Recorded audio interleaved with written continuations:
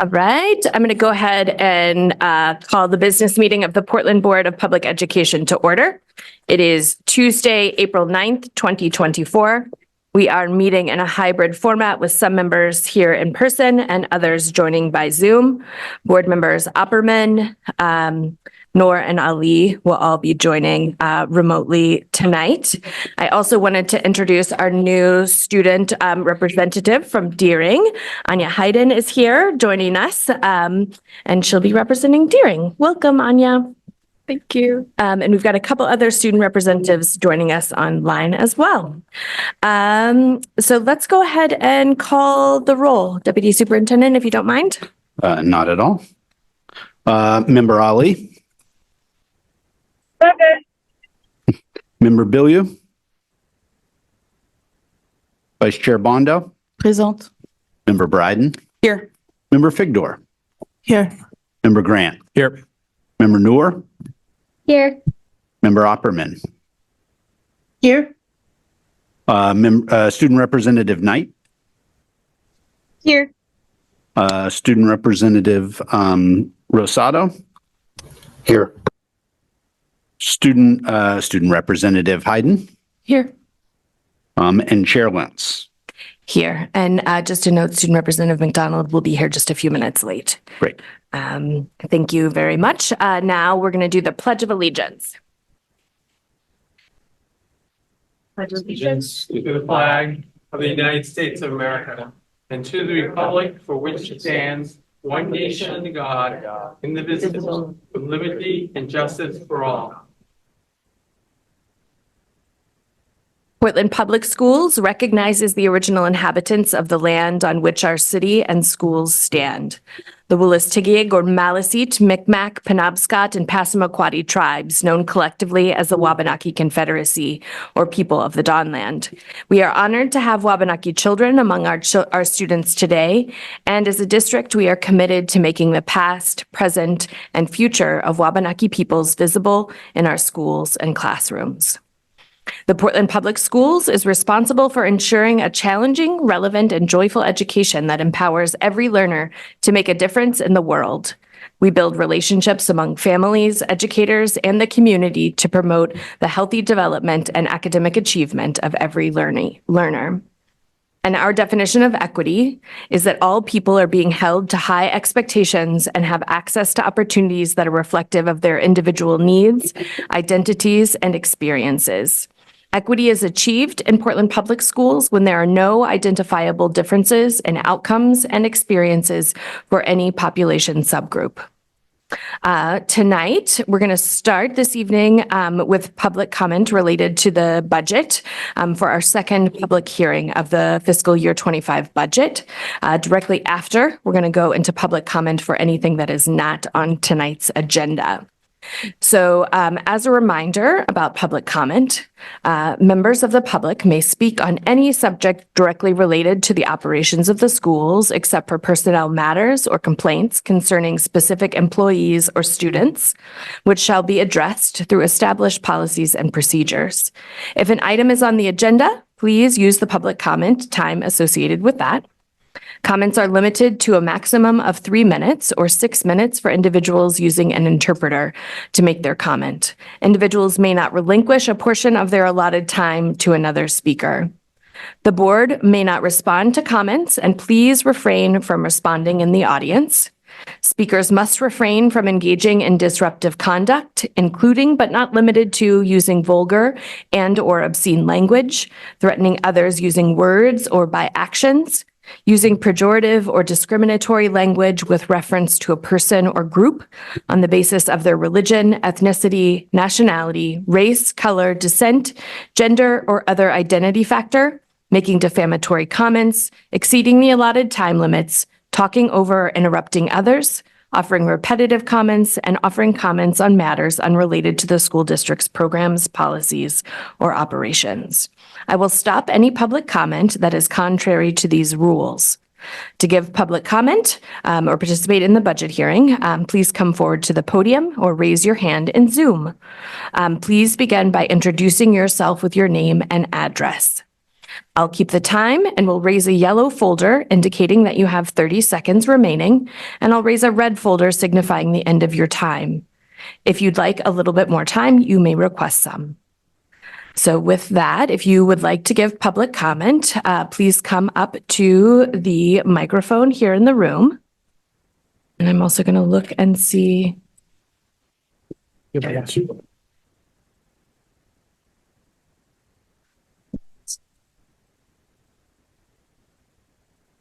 Hi there. My name is Anne Marie Orth. I live at 47 Westminster Avenue. Well, I work here at Casco Bay.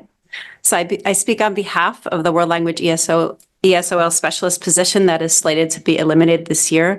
I'm passionate about this work, and this position directly supports the district's emphasis on equity-oriented programming and underscores the fact that learning more than one language is an asset to individuals, families, and our community. More specifically, this work is critical to valuing heritage languages. So check this out. PPS boasts the highest number of SEAL recipients in the state, 50 per year, and uniquely includes a higher percentage of heritage speakers, which is 61%. That's pretty awesome. So we need to continue to build this capacity and transition to a solution instead of just eliminating this position. Teachers don't have the bandwidth to learn how to do the testing and its intricacies of testing over 300 students a year with 2 different testing companies, 4 different tests, and 20 plus languages. So check this out as well. The only students who will get an opportunity to earn the seal are students taking Latin, Spanish, and French in world language classrooms. And that's if teachers are willing to use class time to administer the test, which takes up to 4 hours. And only a third of the students actually pass. So teachers also have to proctor when students want to revise the test. So I just want to give you an idea of like what it entails. It's a little detaily, but just bear with me so it gives you a sense of all the work. So before the test, spread the word, purpose and advantage of taking the test. Register students. Google form has to align with one of the 4 tests. The Apple registration is straightforward, but the test for the less commonly taught languages such as Somali, Vietnamese, and Lingala, a different test is required, and registration has to be done 2 weeks in advance. And then there's the OPI, which is the oral proficiency interview for languages such as Lingala and Dari. So, and then there's the testing. So the testing, you need to have headphones, logins printed out, and you have to make sure that you have the keyboard skins with MacBooks for Arabic, Chinese, Korean, and Russian. And then there's the after, the follow-up, getting students their scores back, getting the seal and the transcripts, which is actually where the crux is, because that's where students get college credit. And then there is also the many, many emails with USM and SMCC who don't see the seal and the transcripts of students that have already earned it. So cutting this position and relegating this critical work to full-time teachers at each high school would very likely result in organizational problems and inefficiencies that lead to significantly reducing positive student outcomes. And after doing this job for over 6 years, it's my strong opinion that it's unreasonable to expect individual teachers to understand and manage the variabilities and challenges of these tasks. So with the seal, students get the well-deserved opportunity to earn formal recognition for multilingualism, which can significantly bolster college applications and their own sense of pride in their mother tongue. This can be especially important to new Mainers and those speaking less commonly taught languages. Maintaining this position in the budget helps live up to what Cortland Public posted on Instagram a few days ago. April is National Bilingual Multilingual Learner Advocacy Month.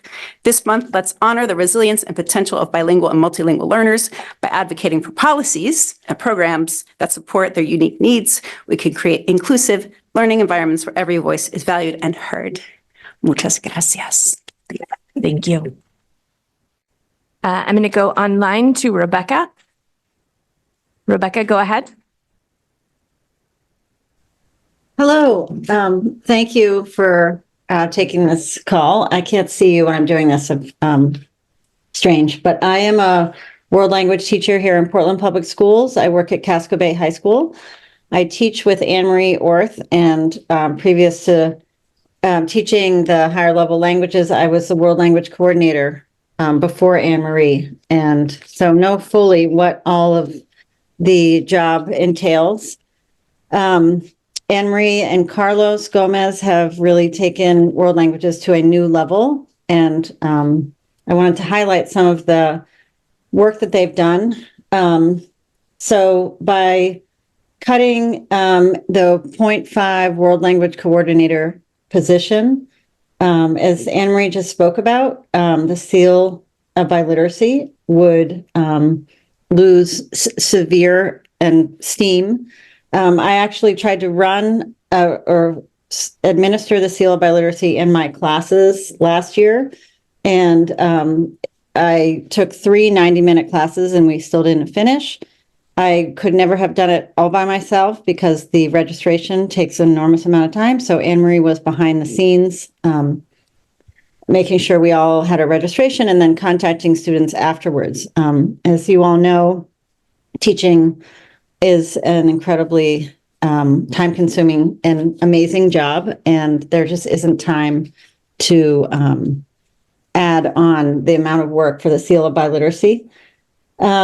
The seal of biliteracy lists our multilingual students who value, and it lists our students who value multilingualism. It makes, it also aligns with the values of Portland Public Schools, the LAU plan, and personally, knowing another language for myself is incredibly valuable and has opened doors for me. I believe Portland Public Schools values multilingualism, and we should put our money where our mouth is and help students to be elevated. The position also has supported international teachers and our world language teachers who come from abroad. Without Anne Marie's support, these teachers would not have the amount of support they need to learn a brand new pedagogy and 30 seconds. situated in Portland Public Schools. What I would like to do is recommend that Anne Marie's position be at least supported for point 3 to continue with the seal of biliteracy. And if not, there are so many other things that she does, but I would like the board to consider a point 2 or point 3 position so that she can at least continue that work. Among other things she does is help visiting teachers from abroad get situated in Portland, and has helped the immersion school in more ways than I can have time to say right now. But somebody needs to, we're Time, hosting. Rebecca. Would you Okay, like a thank few more you. seconds? Yes, please. Okay, go ahead. I would like to just highlight this visiting teacher aspect. Portland has teachers from Spain, and Anne Marie's actually on her way to interview new teachers. And when we have teachers from abroad, there's so much that needs to get done when they arrive here. They don't have English. They need housing. I've hosted teachers out of the goodness of my heart and interest, but Portland does not have a system for this. They need a social security card, a bank account. They need to get furniture, a car. There are so many things that Portland assumes somehow will get done, and that many of us have done out of the goodness of our hearts because we care and we're interested and we care about our school system and these teachers. Without a point person, I don't know who's going to do it. And frankly, it looks bad to Portland Public Schools, and it's a huge asset to our school system to have teachers that come from abroad. So that's one of the many, many things that she does. And thank you for listening. Time, Rebecca. Thank you. All right. Would anyone else in the room or online like to give public comment? If so, come on up to the podium. Stephen Sharp, Brackett Street, Portland. I have very little to say about the school budget other than it's far too high. But the devil's in the details. Our enrollment is at most flat, and I dare say it's probably going to be less this year than it was the previous year, or current year, I should say. So yet we're needing to spend another $9 million to educate these kids. It just makes no sense at all. And I asked for like breakdowns of FTEs that the schools has, and I'm looking at what was provided to you today, and there's no total for the schools. I can find no total on the pages. I can find totals by classroom, by school, but but not by, a total of the educational K through 12 part. So I dare say that this concept of taking public comment at 6 o'clock, long before you actually discuss the budget document, makes no sense at all. Because I want to hear the superintendent's presentation before I make my comments. So I'm at a loss in making comments because I don't have his final presentation to comment on. So I don't understand why you do it this way. It just makes no sense at all. There's one piece of low-hanging fruit I can tell you about, though. Cliff Island School, your documents say that there'll be 3 kids there next year. 3 kids. 2 in 5th grade and 1 in kindergarten, I believe. And you are listing still 1.5 teachers for those 3 kids. That makes no sense at all. Makes no sense. It would be cheaper to send those kids to Long Island than it would be to have a school on Cliff Island. And that's just a tiny little bit of amount of money, but it's every little bit counts. And I think you should be looking at things like that. But there's a whole bunch of other little things that you don't even, the stuff that was being talked about by the previous 2 speakers. The public has no way to find where that information is and how much it's costing and whether, the cost benefit of that. We have no clue what it is because it's just people who have positions and, is this program an excellent program? I don't know. But more importantly is how much does that program cost? That the public has no idea, how much it costs. And as long as the budget system is the way it is, we'll never know. And you will never know. You are making decisions without knowing what the real dollar numbers are. Thank you. Thank you.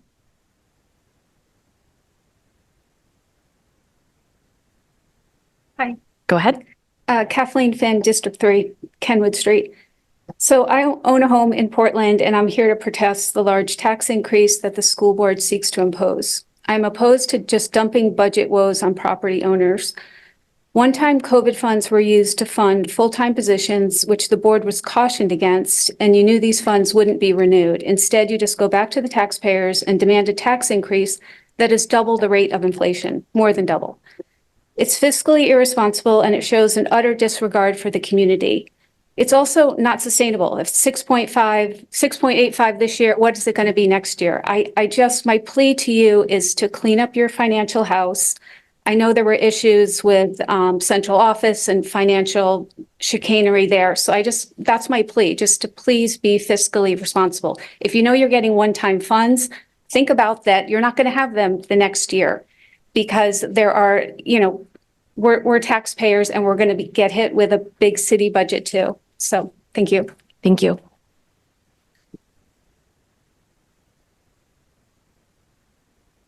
Coming up, Carrie.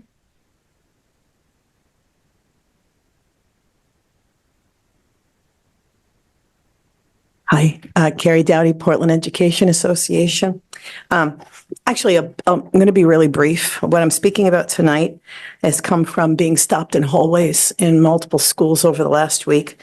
And it's specifically about the concern coming to me about putting in a new position around Maine care reimbursements and using as of yet unrealized amounts of money that would come through these said Maine care reimbursements as some part of the budget. It's important. People have asked me to make sure that you all understand that these reimbursements are from billing for services for students who qualify for services indicated by an IEP. In the past, historically, money realized through billing for services that students receive through an IEP has 100% gone back into funding special education programming in the district. If that is not the case, if that is not the intention of these reimbursements, as of yet unrealized reimbursements, I urge the board to reconsider where that money is going. Thank you. Thank you, Carrie. Would anyone else like to give public comment? Yeah, coming up.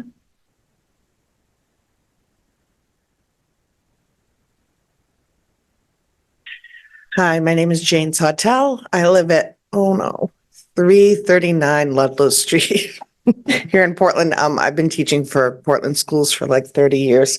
I'm concerned listening to the last meeting and some of the other, doing some of the reading that some positions are being added back in, and I'm like a broken record questioning whether or not positions that are coming back into the budget are truly student-facing positions. I'm going to talk specifically about a position I just saw posted. I'm not trying to pick on that one in particular, but the recently posted math interventionist and coach. There was some confusion a couple weeks ago, and I kind of weighed in, and then Charlotte did a shout out to an email I impetuously sent. I don't think there is really clarity on what's the difference between a coach and an interventionist. If a position is designed to work directly with students and there's a need for that position, I'm all for that. If it is a coach position, I had a colleague a long time ago come to me literally thinking about quitting their teaching job because there was a math coach in their room all the time when they were teaching math, and they were saying to me, like, I've got 27 students and I'm trying to put out all these little miniature fires, and they're just telling me what I'm doing wrong. And, they were really considering leaving the profession just because they felt so unsupported and constantly criticized. If that's the meaning of a coach, is just to work straight, directly with teachers only, I don't think those positions have a place in this very tight budget. It seems to me, I was listening and I can't remember who it was. And again, it sounds like I'm picking on it. I'm just calling out things. It seems to me that if a math program, after 5 or 6 years of coaching and interventions and, promotion, it still needs coaching, still isn't the de facto, well accepted, well understood math program taught by the majority of teachers or all of the teachers, say at the elementary level, that maybe it's not that those teachers need additional coaching, but in fact, there is something wrong with that program. And I think we really need to pay more attention to what the teachers who are the experts in their classrooms have to say about that. And I think it could save us a lot of money in the long run. Teachers do know what we're doing and can create really good content without constant oversight. One more quick comment. I will not be at all surprised if the city council comes back and says, we need to cut a little bit. I would encourage the board and the finance committee in particular to look very carefully at what positions then cut. Don't just start from, well, we just added these, so we'll take these out. Or, this would be an easy $300,000. I think you really need to go back to the beginning with surgical precision, even if it means, almost starting over again to look at where those cuts can be made. Thank you. Thank you, Jane. Would anyone else like to give public comment?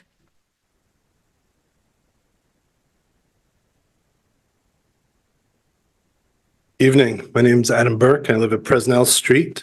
I'm just going to combine 2 public comments at once because I'm confused by the order here, but you can put me in order. Just budget comments are right now. Great. I'll skip there. So I'll reiterate the concern I shared a couple weeks ago about the lack of timely information provided to the public to be adequately prepared to contribute to this budget process. Like another commenter this evening said, I don't know what's relevant for me to say right now because I don't have the most up-to-date information. So that's where my baseline is for what I'm about to share. I appreciate the reinstatement of positions at the last finance committee. I'd like to see the STEM positions added tonight. Member Bondo and I participated in a conversation with a national organization several years ago. And during that time, we realized what a wonderful nascent body of work we had in the district related to STEM and how much more we needed to invest in it. And I'd like to see that move forward now, not later. It's one of the top requests I hear directly from students. I I still don't understand the multiple tiers of management proposed, particularly for data positions. And I don't understand the vision for the director of strategy. And lastly, I think I'll speak to what seems to be written between the lines in some of the reorganization, which makes me feel many ways, but it seems like there's a reorganization to subtly push out really good people from central office. And they're people that have done extraordinarily good work nationally and locally. And I don't think that's in the best interest of the district. I respect the superintendent's vision for what he may want to build for his team. But it makes me terribly sad and heartbroken in instances, some that we've heard about tonight, about what it might mean for people that have just done above and beyond work for this district year after year after year. That's all I have to say now. I'll speak again in a few moments and hopefully have the opportunity once I have more information later. Thank you. Would anyone else like to give public comment here in the room or online? Okay, I see no hands or bodies, so I'm going to go ahead and close the public hearing. And so now we'll move to regular public comment. All of the same guidelines still apply. So if you would like to give public comment, that's on anything that's not on the agenda tonight, you're more than welcome to. You can raise your Zoom hand or come up to the podium. Hi, my name's Adam Burke. I live at Bresnell Street. I'd like to add that I'm a homeowner, taxpayer, and happy to pay our school budget bill. I want to share the good things I've seen and heard at Rowe and Lincoln in particular, which are the buildings and school communities I have the most proximity to. First of all, the administration in these buildings are well esteemed by both the students and the parents and those that I talk to. Secondly, the teachers, particularly at Rowe, where my children go, and that's the only reason I'm singling out that school, have been outstanding this year. And that doesn't mean they haven't been outstanding in previous years, but it's just really shining this year. And I'm deeply grateful to them and the impact that they have on my children. Lastly, to the superintendent, I want to share that I hear very positive feedback about your first year, again, particularly in the buildings. I hear that people appreciate the way they're showing up, even directly in the classroom. I also told 2 fifth graders that I dropped off for sports practice tonight. I'd bring their concerns to you tonight, and this will probably get laughter at time, but I mean this seriously. These are their concerns. The first thing they said was that Lexia has to go, that they're bored, and they think this is not the best way to engage them in learning. And secondly is the school lunches. They are finding that they're cooked insufficiently or overcooked. That the vegan options are consistently inaccessible, and thus one of my children just doesn't even seek out school lunch at this point. And they're excited for the halal options that are coming in, and they hope that they'll be better than the existing options. Thank you. Would anyone else like to give public comment?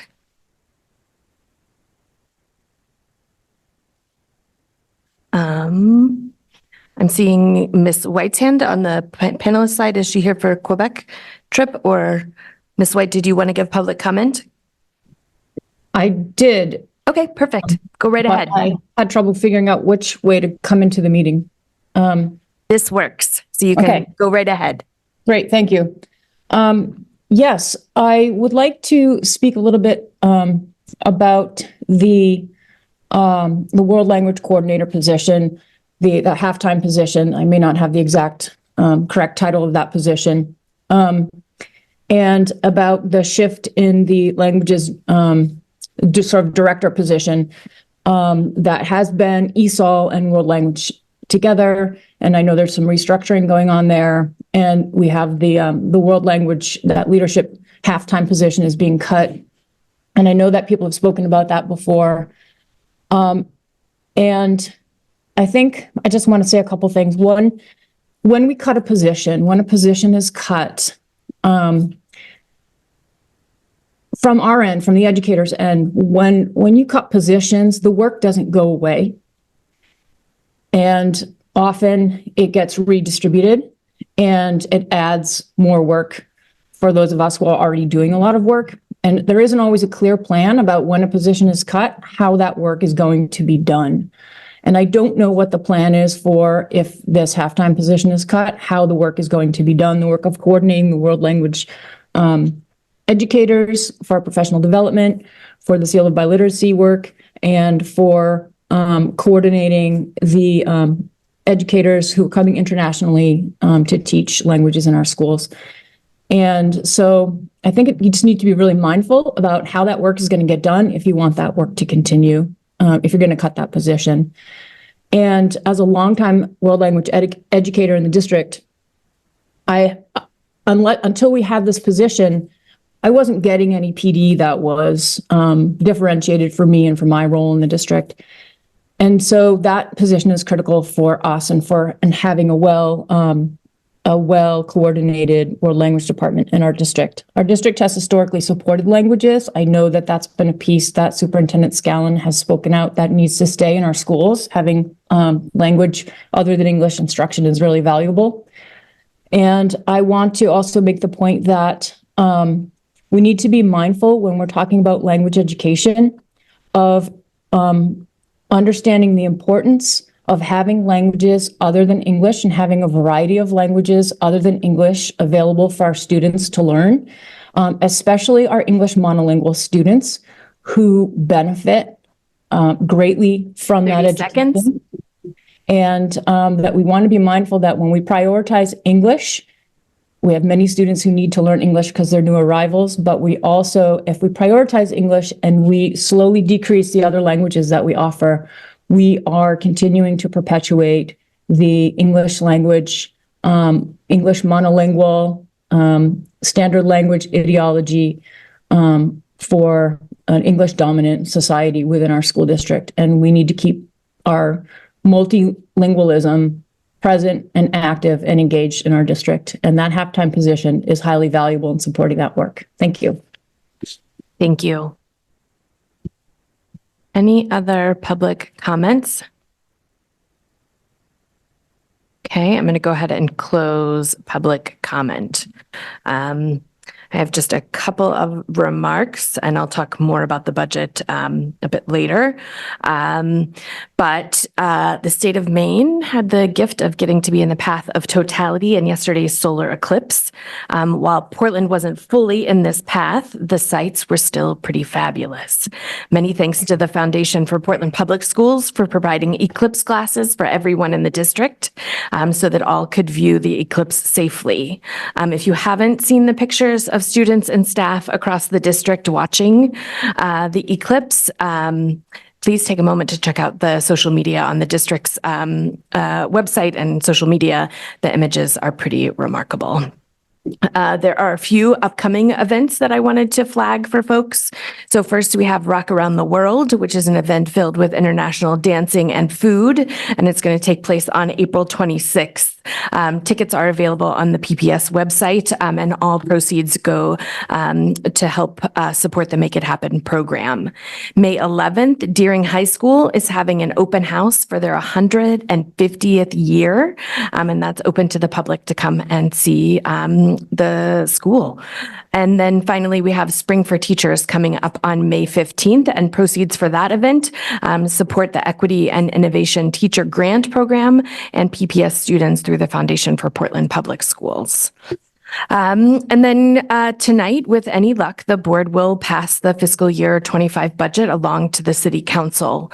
Last night, the city manager presented their first version of their budget, which came in with a 5% proposed tax increase to taxpayers. The city was also facing a large cliff themselves, but was able to create this budget as they have access to a lot more revenue levers, like the price of trash bags and parking.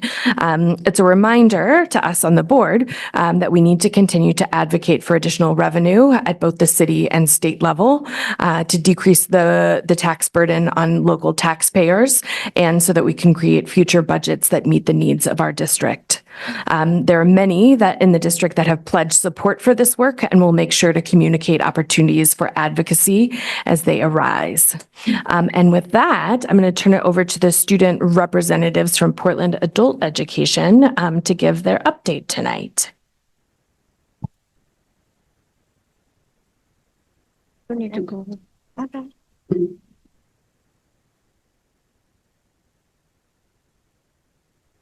Hi everyone. My name is Julie Dove. Kintiba. I'm a student at Poland Adult Education, and I'm a student representative. Why we are here today, it's because we believe in change and improvement of Poland adult education. But I would say Poland adult education is not just a school, but it's a community where everyone voice is heard and valued. And then we stand here before you today as passionate advocate for positive change in our school. I just finished several courses like CNAs, and I've been working to Berwyn Center for about almost 2 years. And then I did my CDA Child Development Associate, and I'm working as a teacher aide for like 2 years also at Opportunity Alliance at Head Start. And I also took medical assistant apprenticeship program to adult education as well. But that one, I have to do my clinical and then go forward. And right now, I'm taking my high set class. I'm preparing to get my exam soon. I will say Poland Adult Education welcomes thousands of adult learners each year, whether you are native Maine or we need high school diploma. Engineers from other countries who need to improve their language, English skills, or professional hoping to advance in their career, like me. And Poland Adult Education is helping people reach their goals, and they offer programs designed to prepare Greater Portland area residents for better, more fulfilling life. And then we have a diverse range of community programs that brings people and resources together for academic, English for speakers of other language, job skills training, or personal enrichment courses. Classes are held through the city at different times. People have choices and opportunities at Poland adult education programs. PA offer affordable courses to the community, yet it represents only 1% of the Poland public school budget. The enrichment program sustains itself with student fees and job skills course fees provide like 50% of the revenue needed to run this workforce training and readiness program. Our job skills course prepare individuals for a more fulfilled career that helps students gain skills for an entry-level job, improve skills for a promotion, or re-enter the workplace. Poland adult education have classes for Excel to medical terminology that have been done also that helps students get their enrichment course take place in various Poland schools and they're in the town. I would say again, Poland adult education helps students to increase their language, earn credit for high school diploma, improve skills for college or career, prepare for the high set, like I'm doing high set right now, or AccuPlacer tests. The academic program at Poland Adult Education can help with all these things. It includes classes in English language, how math, science, and social studies. Approximately 30% of Poland adult education students are parents like myself and model learning for their children by taking classes at Poland adult education, including myself. Also, I also offer a program ensuring that homeless youth have a free access to an appropriate public education. There is in streets education. Streets Academy is located in Purple Street in the Teen Center on Cumberland Avenue in Portland.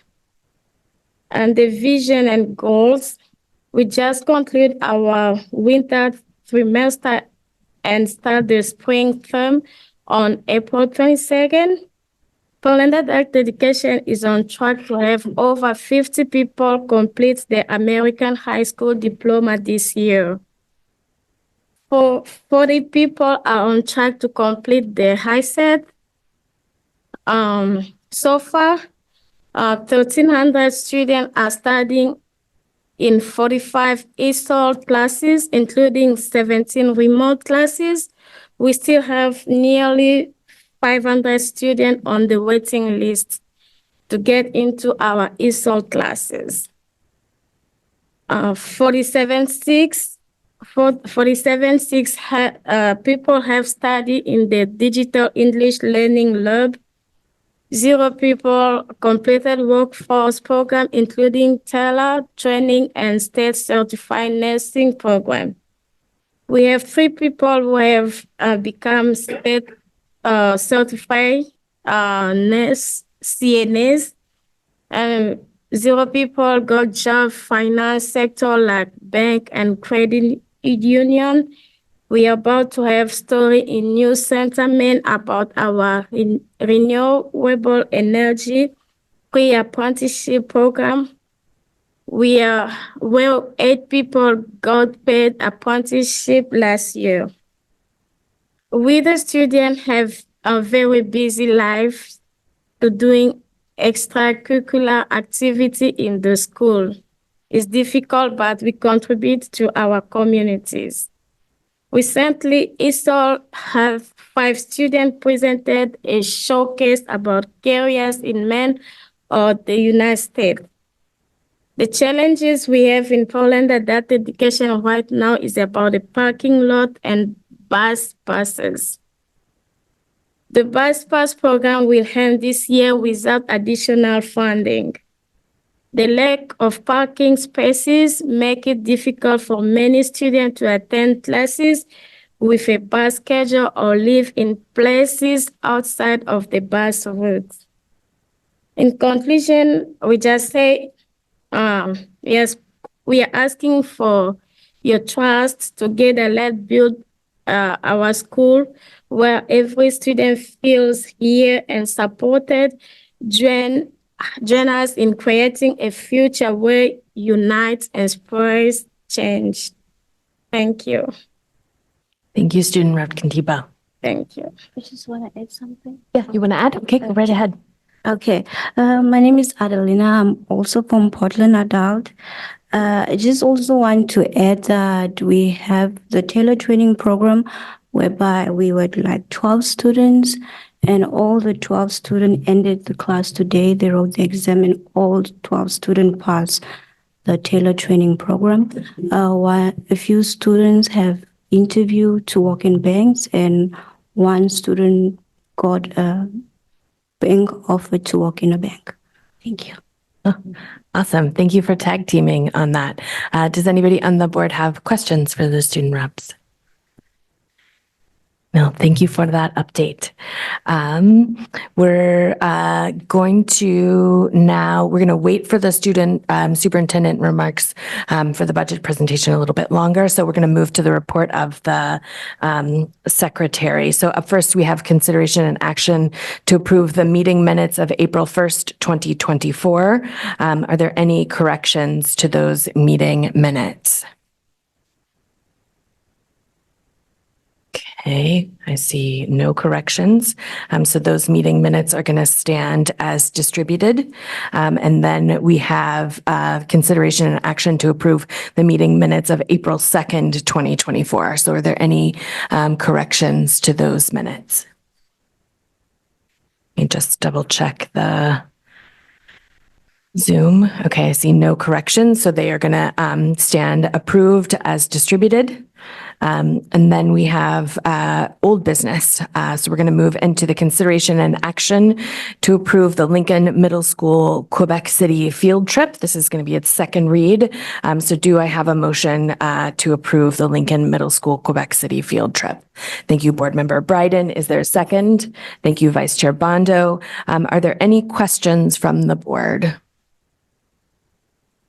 Vice Chair Bondo, go ahead. Yes, sir. I just want to know if we have everything set ready for like immigration, like a passport and everything ready to move the field trip forward. Ms. White, would you want to respond to that? Sure. We are in process. We've been moving along in good faith. And parents have been informed about the documents that they will need. I'm collecting, I've started to collect preliminary permission slips, but we didn't want to jump the gun, knowing that the vote is happening tonight. But yep, we're in the process of collecting all that documentation. We have consent to travel forms. We have organized to have a notary public to help families get their forms notarized.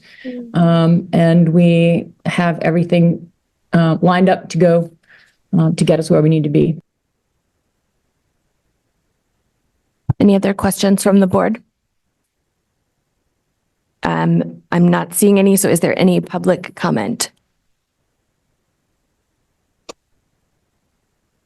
Okay, not seeing. I'm going to go ahead and close public comment. Any general discussion from the board?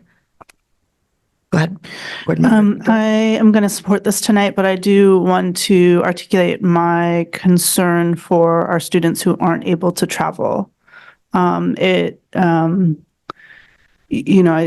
appreciate the work that Ms. White and Deputy Superintendent Townsend and perhaps others have put into making this trip happen. It seems like an extraordinary opportunity, but my heart kind of sinks for the students who aren't able to participate, but are part of the class. So again, I am going to support this tonight, but I did want to articulate my concern.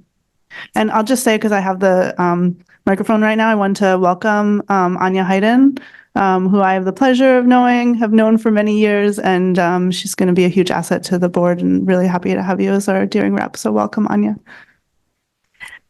And I would just build on Board Member Figdor's concerns. I am going to vote for this, but I'm also just concerned about the financial barriers that come with this trip as well. And just thinking, and I don't know, Deputy Superintendent, if there would be a way after the trip to kind of do a little bit of a reflection or let the board know how it went, because I think this is something that we'd like to support, or I would like to support more of in the future, but just want to understand kind of if we're able to overcome the barriers. And I would just ask Ms. White also, if you are hitting barriers, to let the board know, because we might be able to advocate within community to help with any of the barriers that you incur. Yes, Student Rep McDonald, go ahead. Are other, excuse me, are other middle schools going to get the opportunity to do this as well, or just Lincoln? This year it is just Lincoln. It's been Ms. White, the French teacher there, has kind of led the charge. I think, as we spoke about, and as she kind of referred to when we talked about it last week. These are, just to Chair Lentz's point, I mean, these are the kinds of experiences we want students to have. In the past, it had been a trip that more students had access to in years before the pandemic. And so this kind of, we're building back in some ways, and certainly confronting some of these other challenges that we need to take account for as we think about how to try and make these opportunities accessible to all. So this was thought of somewhat as a pilot this year to start to kind of build our muscle to get students back out there after, having had the inverse for so many years recently. Okay, great. Thank you. And Student Representative Rosado, go ahead. Yeah, thank you, Chair. Good evening to everyone. Well, one question I had was, when is this trip supposed to take place? It's the last weekend in May going into the beginning of June. So the students will leave on Friday and return Sunday evening. All right. Thank you. All right. Any other discussion by the board? Okay, then by roll call vote, please indicate whether you are in favor of this consideration and action to approve the Lincoln Middle School Quebec City field trip. Deputy Superintendent, will you please call the roll? Yep. Member Ali, Yes. Member Billieu, Yes. Vice Chair Bondo, Yes. Member Bryden, Yes. Member Figdor, Yes. Member Grant, Yes. Member Noor, Yes. Member Opperman, Yes. Student Representative Kintiba, Yes. Student Representative Knight, Yes. Student Representative McDonald, Yeah. Student Representative Rosado, Yes. Student Representative Hayden, Yes. and Student Representative Kunku, Yes. and Chair Lentz. Yes, so the motion passes unanimously with the students voting with the majority. I hope you have a great trip, Ms. White. And so next up, we have the consideration and action to recommend the proposed fiscal year 25 budget to City Council for approval. So we're going to start this section with a presentation from Superintendent Scallon. We will be breaking at 7:15, so we'll probably do the presentation, then have the break and come back to do the motion and any amendments. All right, Superintendent.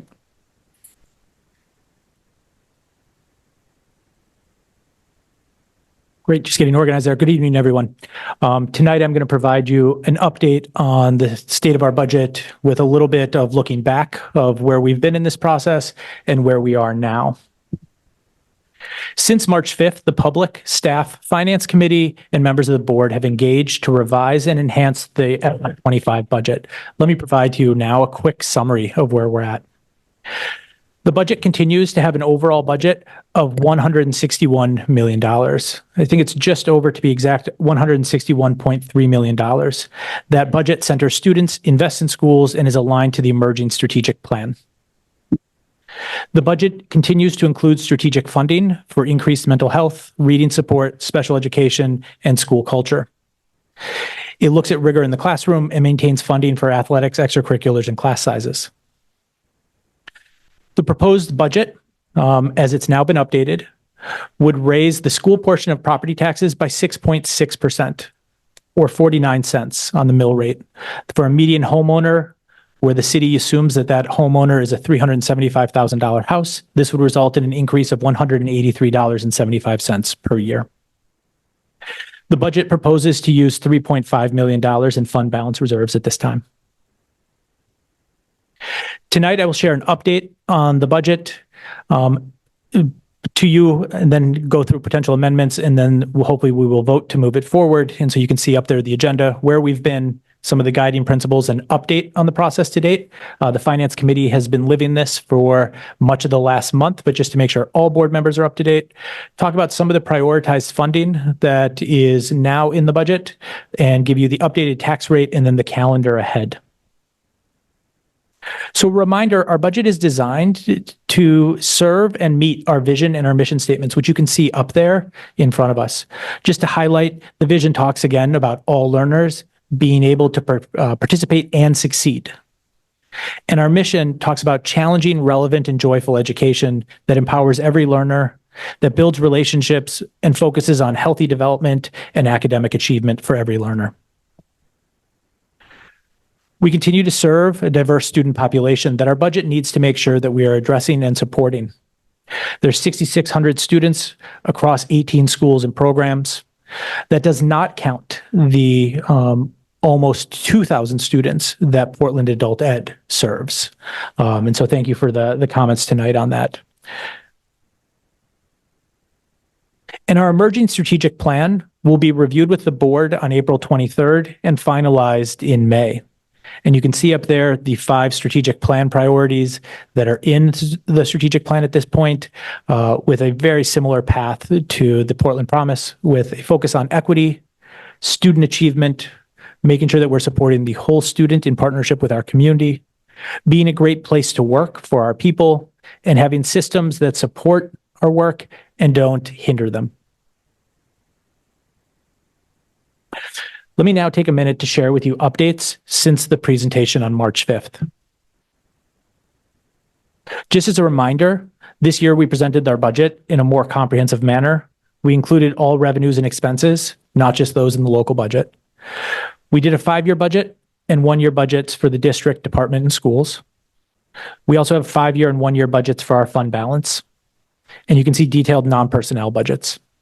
Those are all still available in the budget book. A reminder of why we had to look at both the local and the non-local funding is up here on the chart tonight.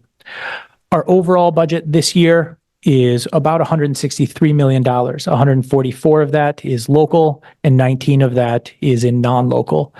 Non-local funds are things such as our ESSER COVID relief funds or title funds that support specific student populations such as students with IEPs or low-income students. The proposed budget after the Finance Committee review still is at right around $161 million, with $154 million in the proposed budget at the local level and $7 million coming from the non-local.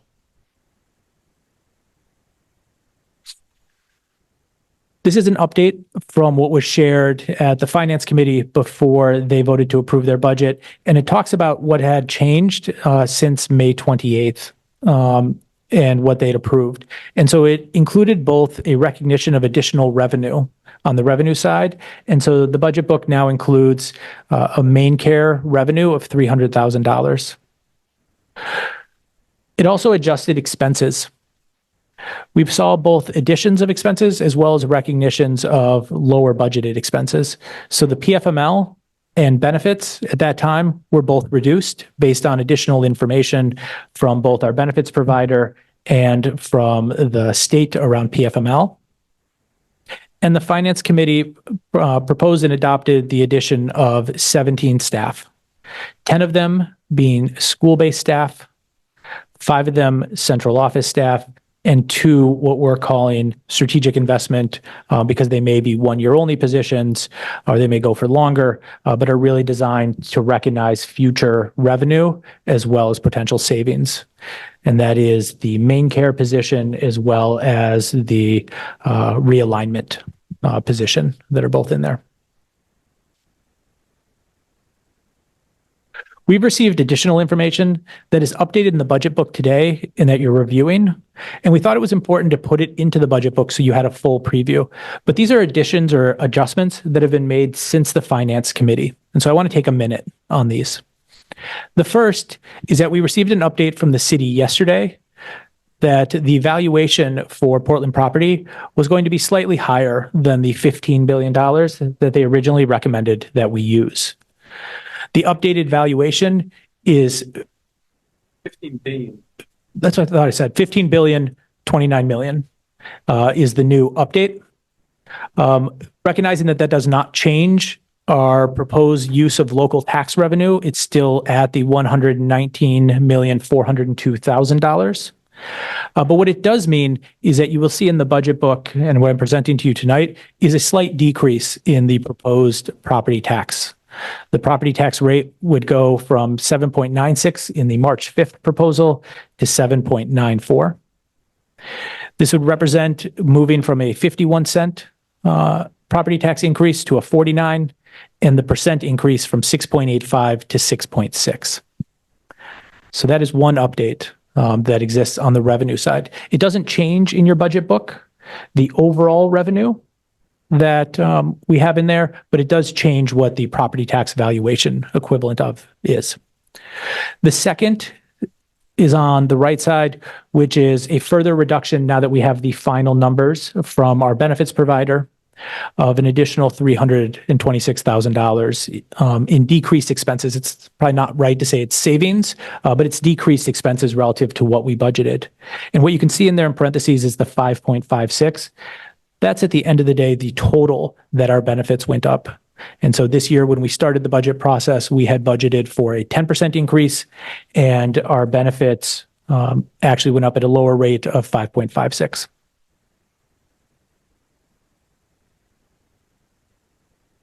And so I'm going to give you an update now about both the prioritized funding that was in the March 5th budget and then what was enhanced through this collaborative process. And I really want to emphasize the collaborative process on this. So one of the things about the March 5th budget is it serves as a starting spot. And it served as a starting spot for the community, the board, the finance committee to come together and talk about how we could further enhance it for the outcomes of students. And so what I'm going to share with you tonight is where we're at after that collaborative process. A reminder here, just because we're going to look at this in a second, when we did the budget, there were 5 guiding principles that drove the work. The first is that it be aligned to the strategic plan and grounded in equity and meeting the Portland Promise. The second, that we would try to minimize the impact that cuts have on students, while recognizing that all of our staff in our district do amazing things for our kids. And so any reduction would be felt, but we tried to think about how to minimize it. The third is identifying opportunities for strategic investments and not just reductions. We reviewed all expenses and not just those currently paid for by COVID. And then we want to make progress in building a sustainable organizational structure, something that I don't think will happen in just 1 year, but we want to be making progress towards that. And so with that, I just want to remind folks, because this is a slide we looked at before, but I've updated it with the additions from the Finance Committee. So at the district level, right, those are a number of pieces that we were able to prioritize in the budget, including maintaining or increasing mental health staff, maintaining staffing for multilingual learners, budgeting schools to have special education coordinators in their building. We increased the number of schools with proactive school climate staff. We're able to maintain our class size guidance and establish network support teams that would specialize in and be dedicated to outcomes at the elementary and middle and high school level. And then number 7 is one that we were able to add back with guidance from the Finance Committee. And so you see that the budget now is able to maintain central office capacity for tech integration and outdoor learning fieldwork. At the elementary level, we were able to staff all schools to have 5 specials. And that means that teachers would get provided with 5 preparation periods a week. We were able to increase our reading intervention staff. And actually now it should say that we were able to maintain math intervention staff at the school level. And then in the Finance Committee, we increased teachers and educational technicians at our Title I schools, and we're able to provide for that.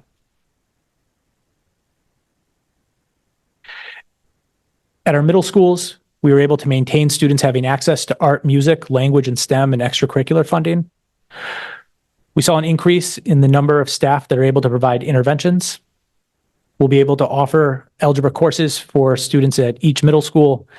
And then in the Finance Committee, this past week, we were able to maintain the Make It Happen capacity at the middle school level, despite the fact that it had previously been grant funded. And so we were able to do that both with the school coordinators at the school as well as the central office capacity to support it.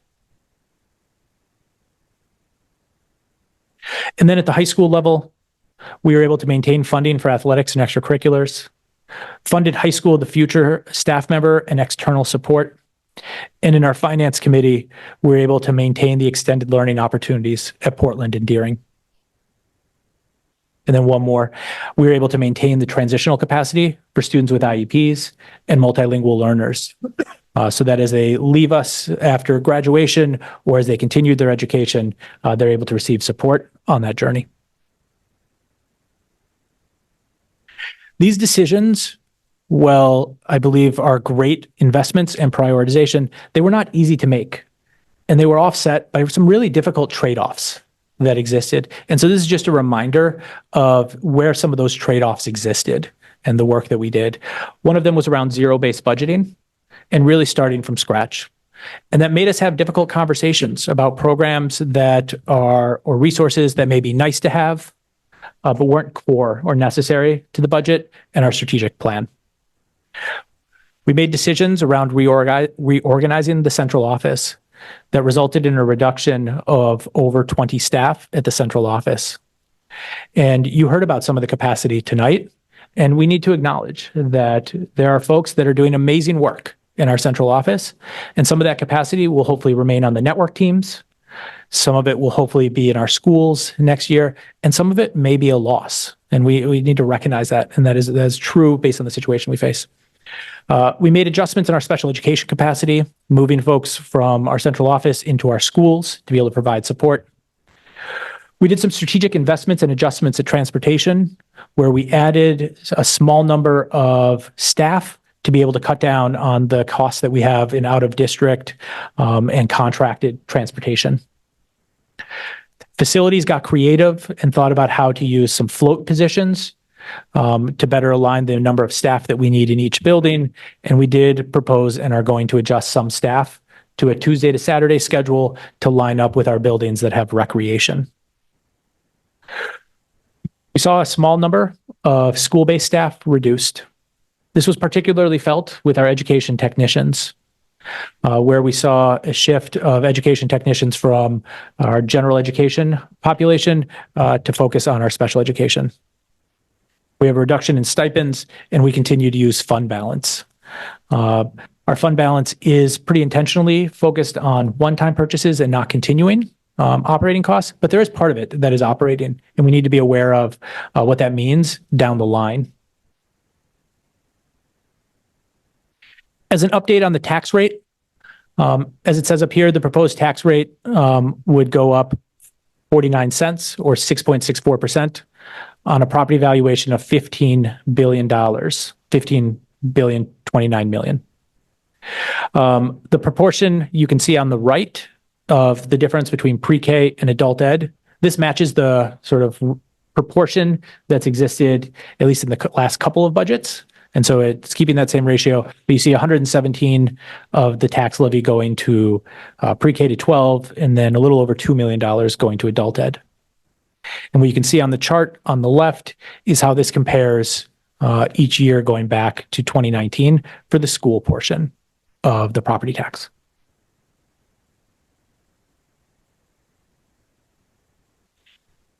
And then just a quick, what you should anticipate is that after the budget moves to the city council, there are still opportunities for our community to engage.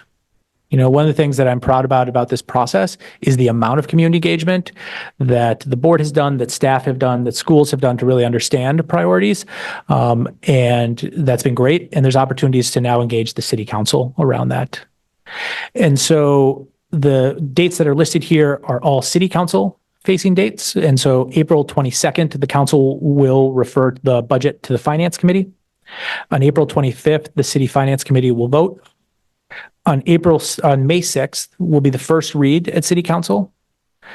May 20th is when the city anticipates voting to approve and move forward the budget.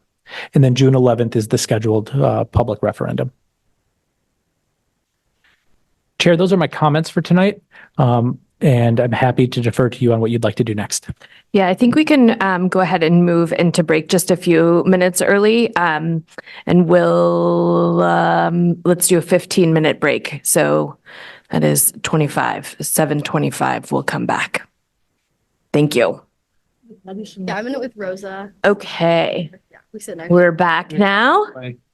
Thank you very much. So now we're going to hopefully bring this motion to the floor, and then we'll have an opportunity to amend it if necessary. So do I have a motion to bring, do I have a motion for the consideration and action to recommend the proposed fiscal year 25 budget to City Council for approval? Thank you, Board Member Bryden. Do I have a second? Thank you, Vice Chair Bondo. Are there any questions from the board? And just a reminder to folks, thank you.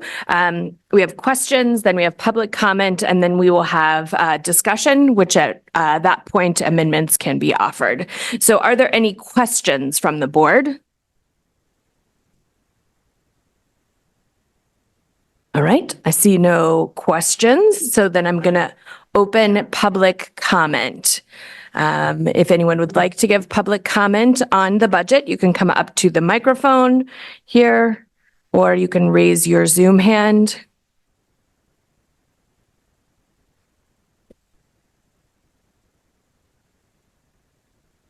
Go ahead, Stephen. Stephen Sharp of Brackett Street. I'm not sure what the point of the comment before was, now is when you're taking comment on the budget, but be that as it may.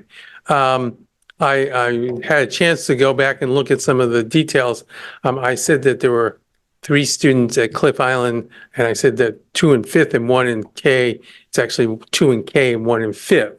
I just wanted to make sure I didn't get rake through the coals in the future because I said that backwards. But it points out that there was only 1 student at Cliff Island schools this year, and we have spending $145,000 to educate that 1 student. So just little details that that this board always seems to gloss over and worry about the DEI stuff, all the other little things that go into the budget, but they don't worry about the actual dollars, the bottom line dollars as to what's happening in the schools. Furthermore, pre-K, I still haven't gotten a number as to the number of actual pre-K students you're having next year, but that budget's $794,000. I have no idea how many students it's serving. So, and neither do you, because if I don't have that number, you don't have that number. So just the little details that are in your budget, and you just gloss over it, and you're about to send to the city council, $143 million budget, because that's the technical, what the city council will be able to approve. The stuff, all the grants, they still don't have the authority to approve and appropriate that. So I don't, I'm not sure why that's not being emphasized here, that you're only approving about $143 million budget, not $161 million budget. So I just hope that board members take that all into consideration and think about, what needs to be, done, and whether any cuts can be made in support of our student population. Thanks. Thank you. Would anyone else like to give public comment on this motion? My name's still Adam Burke, and I still live on Presnell Street. I just want to comment on that this is actually a good budget in a lot of ways. You've done a lot of good work to build back from the original proposal that was perhaps a necessity. But the thing that rings in my heart is this, the best that we can do for what our students need today and tomorrow. And I'm not sure that it is. Won't reiterate particular positions or whatnot, but I think Portland has incredible strengths and assets, both as a city as well as a school district. I think there's many ways in which we're capitalizing on that and ways in which we're trying to augment that in these new plans, but I think there's more we can do. And I will always encourage boldness towards doing the best that we can do for our kids and our community. Thanks. Thank you. Any other public comment on this motion? All right, I'm going to go ahead. Oh, go ahead. I'm sorry, I missed you. Go ahead. That's quite all right. John Rousseau, 1455 Riverton Road. I wanted to just express my concerns to the school board about the increase. It seems a bit arduous. And is it really necessary to go and ask for that much right now? I would hope that the school board would hold some accountability to the superintendent and say, we can do better. And so as a taxpayer here in this city, I am just concerned that this is a significant increase. Thank you. Thank you. Okay, I see no hands online. I see no bodies coming up to the podium in this space. So I'm going to go ahead and close public comment. Is there any general discussion from the board? Chair? Yeah, Board Member Figdor? I'd like to offer an amendment. Yes, go ahead. This amendment is sponsored by myself and Vice Chair Bondo. The amendment makes the following changes to the FY25 budget for the Portland Public Schools as passed by the Finance Committee. First, it adds 1 middle school math coach, a position we lost a year and a half ago, because our middle schools are particularly struggling in math, with 74% of our students at King, 65% at Lincoln and 66% at Lyman Moore, below or well below state expectations. The middle schools are also far behind our elementary schools in implementing the math curriculum, and we have dedicated math teachers at the middle school level, meaning they are not needing to focus on the district's priority of focusing on the new literacy curriculum. Second, the amendment incorporates an additional $326,035 in health insurance benefit reductions based on our final FY25 health insurance benefit increase. And lastly, the amendment reduces the additional use of our fund balance to $82,780 compared to $313,071 as passed by the Finance Committee. Since at least one of the positions added by the Finance Committee is a one-year only position, specifically the redistricting and school operations coordinator, we would not rely on our fund balance for ongoing expenses as a result of the amendments made by the Finance Committee and potentially tonight if this amendment passes. Thank you. Are there any questions on the amendment? Would you mind reading the last sentence again about the coordinators? I feel like I didn't quite get all of those details. Yeah, since at least one of the positions that we added at the Finance Committee level is a one-year only position, and specifically the one I think that we're confident about is the redistricting and school operations coordinator. We would not rely on our fund balance for ongoing expenses as a result of the changes we made at the Finance Committee and tonight if we pass this amendment. Thank you. Any other questions? Yeah, Board Member Bryden, go ahead. Thank you, Chair. Thank you, Board Member Figdor. I'd be curious. So I'm wondering if you could read what you're asking us to vote on as an amendment without the explanatory verbiage. Yes, yeah. And I apologize. I realized once I started talking that I had actually had quite a lot of verbiage in here. So the amendment would add one middle school math coach, incorporate an additional $326,035 in health insurance benefit reductions based on our final FY25 health insurance benefit increase, and reduce the additional use of our fund balance to $82,780. To that number or by that number? To that number. Okay, thank you. Super. Thank you. Any other questions from the board on this amendment? Okay. We don't do public comment on amendments, do we? We do? Okay. Any public comment on this amendment? Okay, I see none. I'm going to close public comment. Is there any general discussion from the board on this amendment? Board Member Grant, go ahead. I'm just going to take this opportunity to remind people of my plan to abstain from the budget votes this evening based on my position. I don't want to make a long speech out of this, but I just want to remind people I'm personally comfortable with these votes, but my pledge to all my colleagues was to also make sure that you are comfortable. And I've heard from a couple of people that they prefer that I abstain, and I'm happy to abide by those concerns. So I just want to state that now because there is a vote about to happen. So I'll leave that there for the rest of the evening, just so people know. Thank you, Board Member Grant. Board Member Upperman, go ahead. Thank you, Chair. I have to admit, Chair, that your comments about money from another source is critically important. But I'm listening to the people who speak about the concerns of increasing taxes. So related to that previous part, and recognizing that education is expensive, I do think with this, I think that the focus of this particular amendment is in the right direction, looking at the needs of the students' academic growth, which is what is glaringly wrong. I questioned, just there was a comment earlier this evening about teachers not particularly happy with coaching positions as opposed to teachers perhaps wanting more assistance with interventionists. So that is a question I have relative to this particular or thought about this particular amendment. And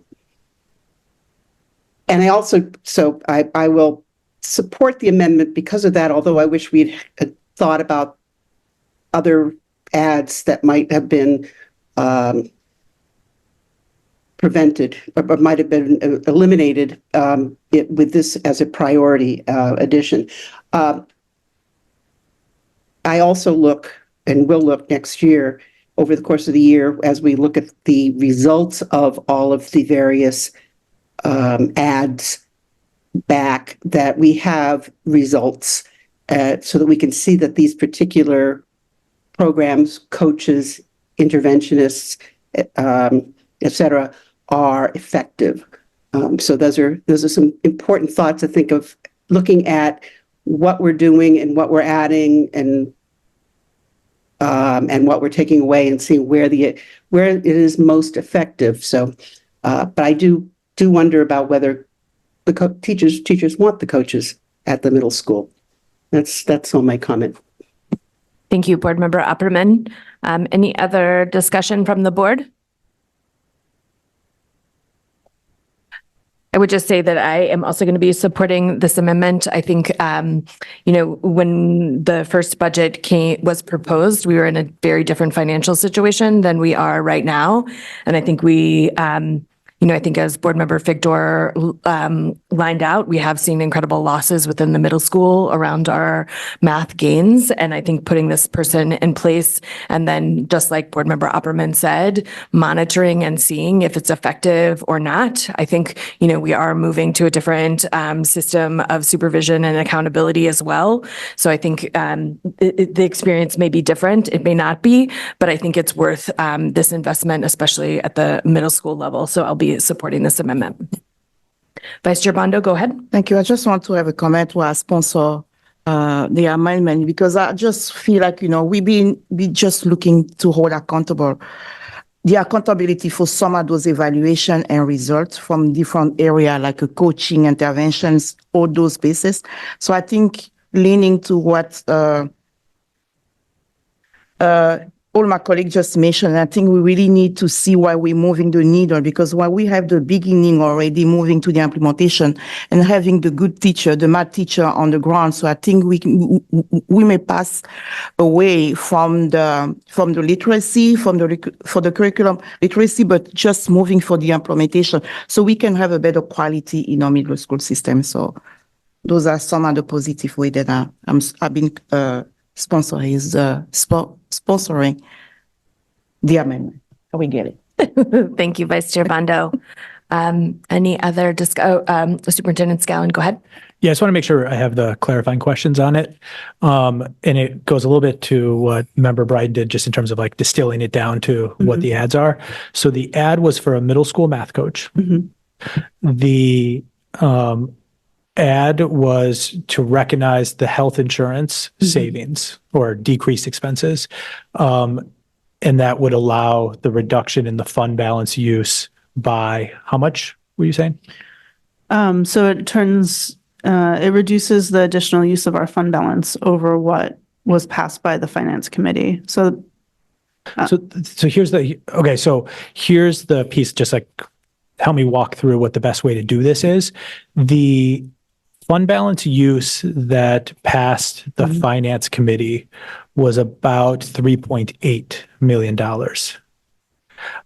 Because there were about... Sorry. So the addition of what was passed. So if you look at I can do the total math for you. I was working off of the amendments. So what I was looking to do is, of the amendments that we've made, let's be intellectually consistent and not rely on fund balance for ongoing costs. Yep.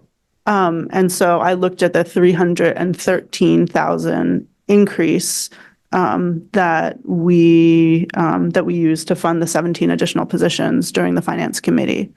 So this reduces that. Yeah.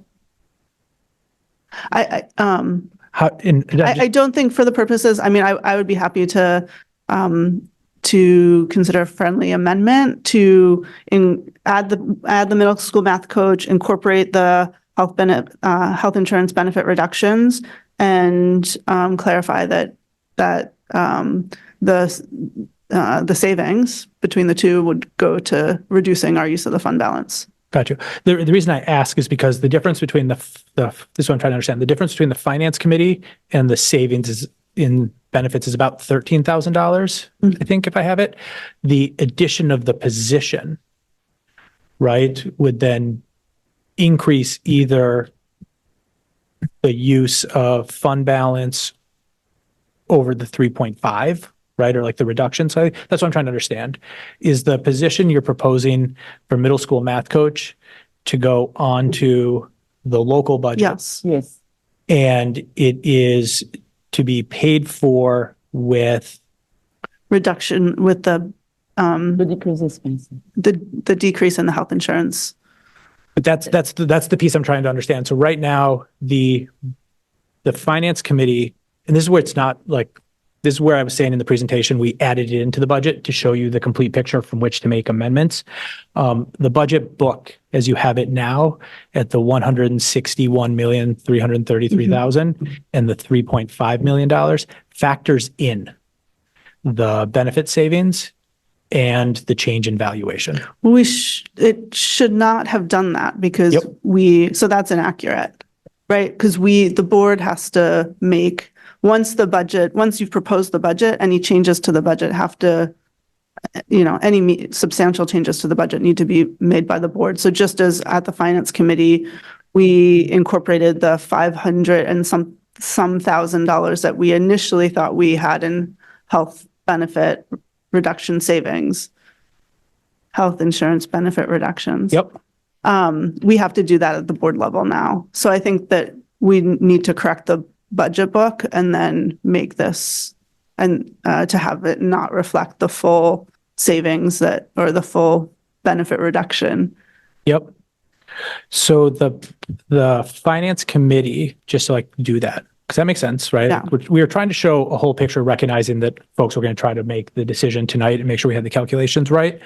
The finance committee, I'm just trying to pull up this slide. I'm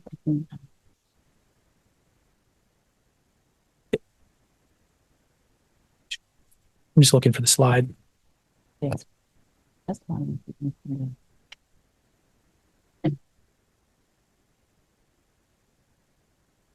So based on slide 10, you've incorporated $559,000 in benefit reductions, not the full amount. And so that slide shows a increase to the fund balance from the original proposal of $313,000 and and 71, right? And so you're recognizing the benefits reduction, right, ends up in a slight decrease of overall fund balance. That's what I'm hearing you say. So it would go slightly below 3.5, right? It would go to 3.49, right? Something. And then the paying for the position of the teacher or the coach. That's what I'm trying to understand is where does that piece sit?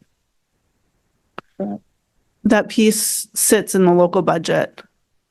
Paid for by a change in the property valuation? Not the property valuation, in the tax rate? Paid for by the reduction in the smaller increase in our health insurance benefit than we had projected.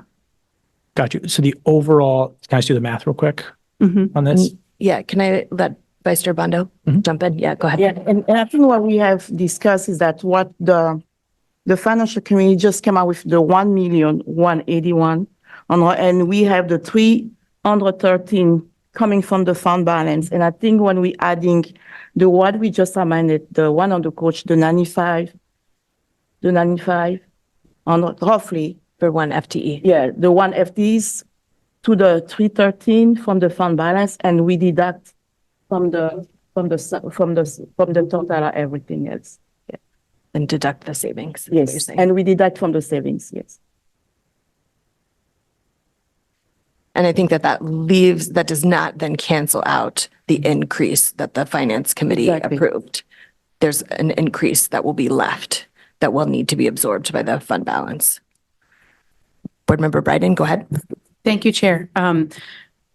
To summarize what I think is being, I'll just say it again in a different way, and then maybe folks will say yes, exactly, or no, we're totally off. So So I'm looking at just rough numbers. The $326,000 in savings from the benefit costs. Subtract out the salary for the middle school math coach. So let's say that that's about like $246,000. Then you take your use of fund balance, which was $313,000 as approved by the finance committee, subtract the $246,000 and you get about $67,000 of fund balance usage over and above what was proposed on March 5th. Yes. Is that what we're talking about? That's what I'm thinking. This one. Board Member Victoria, does that line up with what That you were works for me. I did the envisioning? math differently, but I'm happy to go with your, I'm happy to go with your math. I can promise you that the difference is de minimis, but yes. Yeah, okay. Sure. Just okay. Philosophically, that's where you were going. Yes. Okay. All right. Chair. So any other board discussion? Would anyone else like to introduce math into this conversation? Yeah.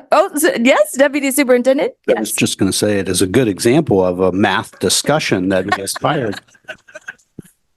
So what I used. Superintendent Scallon, what was the question? What was the number you got to? I got to 67,000 because I used 80,000 as the salary number, which it should be 95. 95. Okay. So Yep. Sorry. Yeah. Yep. So I get to 82,780. Perfect. That was the number in my amendment. So in fact, our math was all the same. Oh, well done, everyone.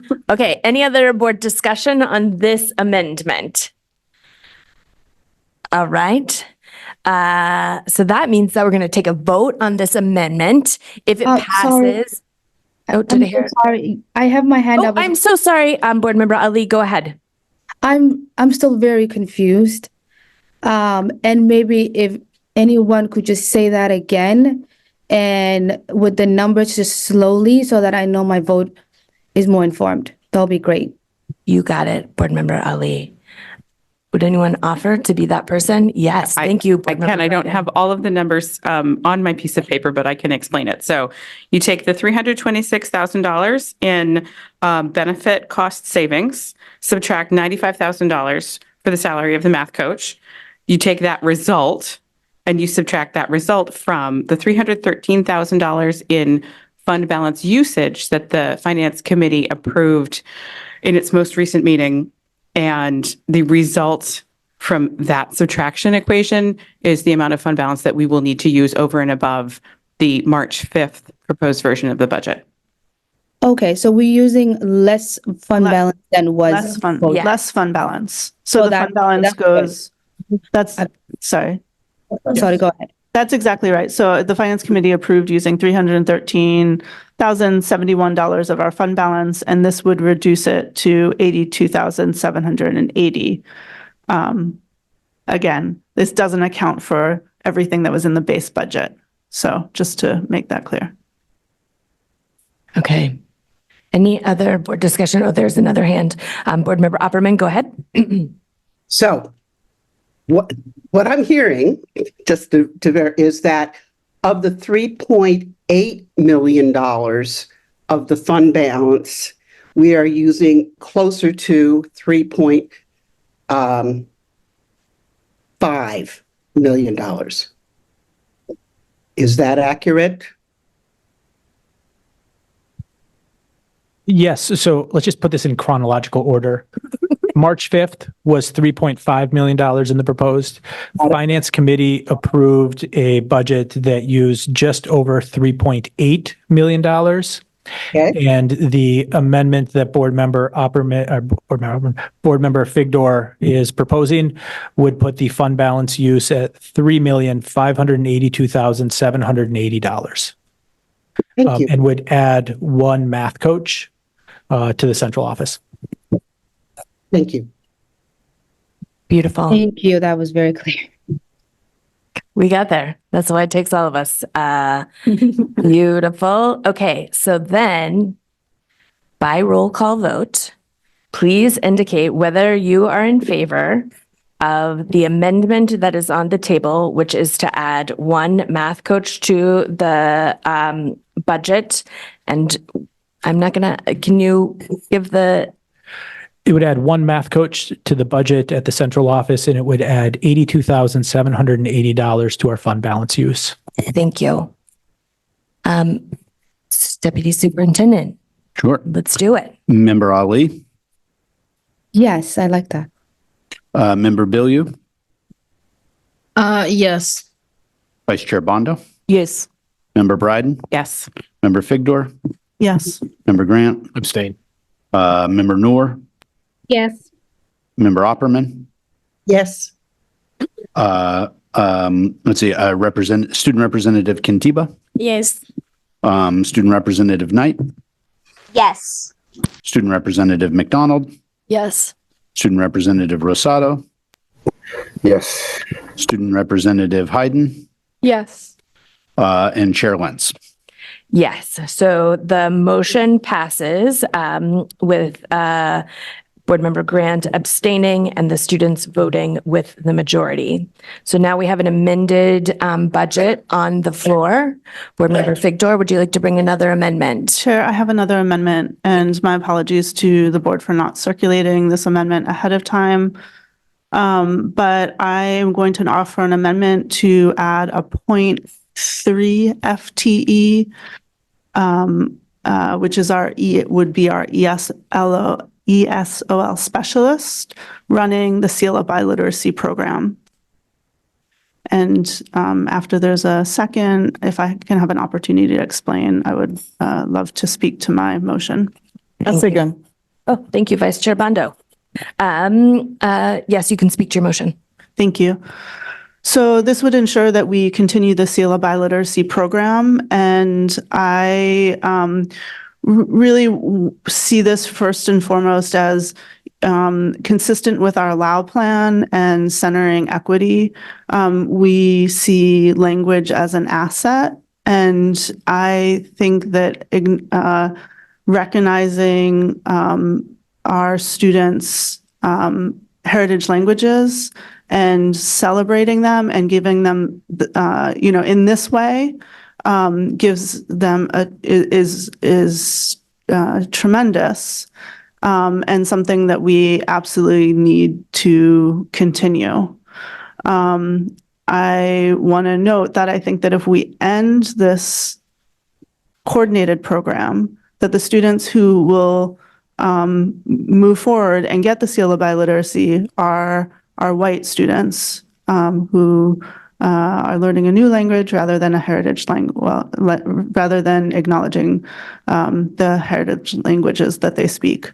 So I really encourage the board to not lose our focus and our commitment to our allow plan in terms of recognizing language, the many languages that our students speak, as a tremendous asset, and celebrating and valuing that asset. Thank you. Thank you, Board Member Figdor. Are there any questions from the board? Yes, Student Representative McDonald. I'm a little confused about the 0.3 thing. Like, would the other 0.7, would they be working in Portland Public Schools for that, or would it just be like a very part-time job type of thing? It's a portion of someone's time. Right now, that position it's a 0.5 position, and it's 0.3 as an ESOL specialist, or it's partly an ESOL specialist and partly a world languages specialist. And so I'm right now lifting up the ESLO work. Okay, thank you. Thank you, Student Representative McDonald. As Board Member Bryden, please. Thank you, Chair. Thank you, Board Member Figdor. I am curious about, so the first amendment had dollar amounts, and this doesn't have dollar amounts. I don't have a that. dollar amount. The dollar amount would be $28,723. Okay. And the other amendment that we just went through had it specified how it would be paid for. Do you have that as well? This would be a position added to our local budget and would be paid for with our fund balance. Okay. And then my third question is whether I am curious about whether so Chair, I'll pose this as a question, and then if you think it's more appropriate as conversation after, then we can do that. I'm curious about 0.3 versus 0.5 and whether a 0.3 role will be able to do what we need to have done versus the current 0.5. I would be very open to a Friendly. friendly amendment to increase it to 0.5. Friendly amendment to At increase. which point I think we can do that during discussion. Yep. Okay. Yep. Thank you. Yes, Vice Chair Bondo, go ahead. Thank you. I just have a clarification question on using on the fund balance, because I know then we're using our fund balance just for one-time expenses. So I just wonder that position, the way we adding to the fund balance, so how is going to carry over the work, or we going to revise for the years to come? So the superintendent is going to respond, but I just wanted to say, and I mean, this is inconsistent with where I've been in terms of using the fund balance for, I'm acknowledging that, for an ongoing expense. However, we just received nearly $800,000 in EL hardship funds from the state. So if we can't find, $45,000 to spend on a position that is critical to actually serving our ELL students, I'm at a loss. So I'm just going to leave it at that. Can I just add one piece? And Board Member Figdor brought this up, I think, a little bit before in the First Amendment. When we added the two positions that were the strategic enhancements, one was the main care and one was the redistricting look for, recognizing that the redistricting was a question about exactly how that would be staffed, et cetera. Those are things that we could consider as just swapping on as a 1 year and doing it so that we weren't carrying a coach as our 1 year. And I think that was the example you used in the coach example before. And so it may be possible to look at this and to go back to our fund balance use for purposes of trying to balance that.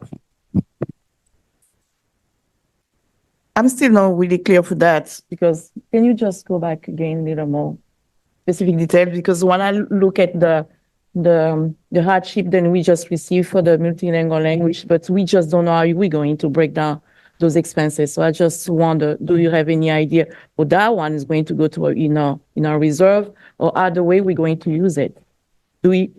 That's just the ratio. Then I just want to understand, where are we getting the funding to make sure that it is sustainable? The thing is not kicking in my mind right now. So I was answering two different questions, right? So on the question right now, we do have, when we added the position for the redistricting that was discussed as a 1 year position in the finance committee, we don't show that against fund balance. We just put that into the operating.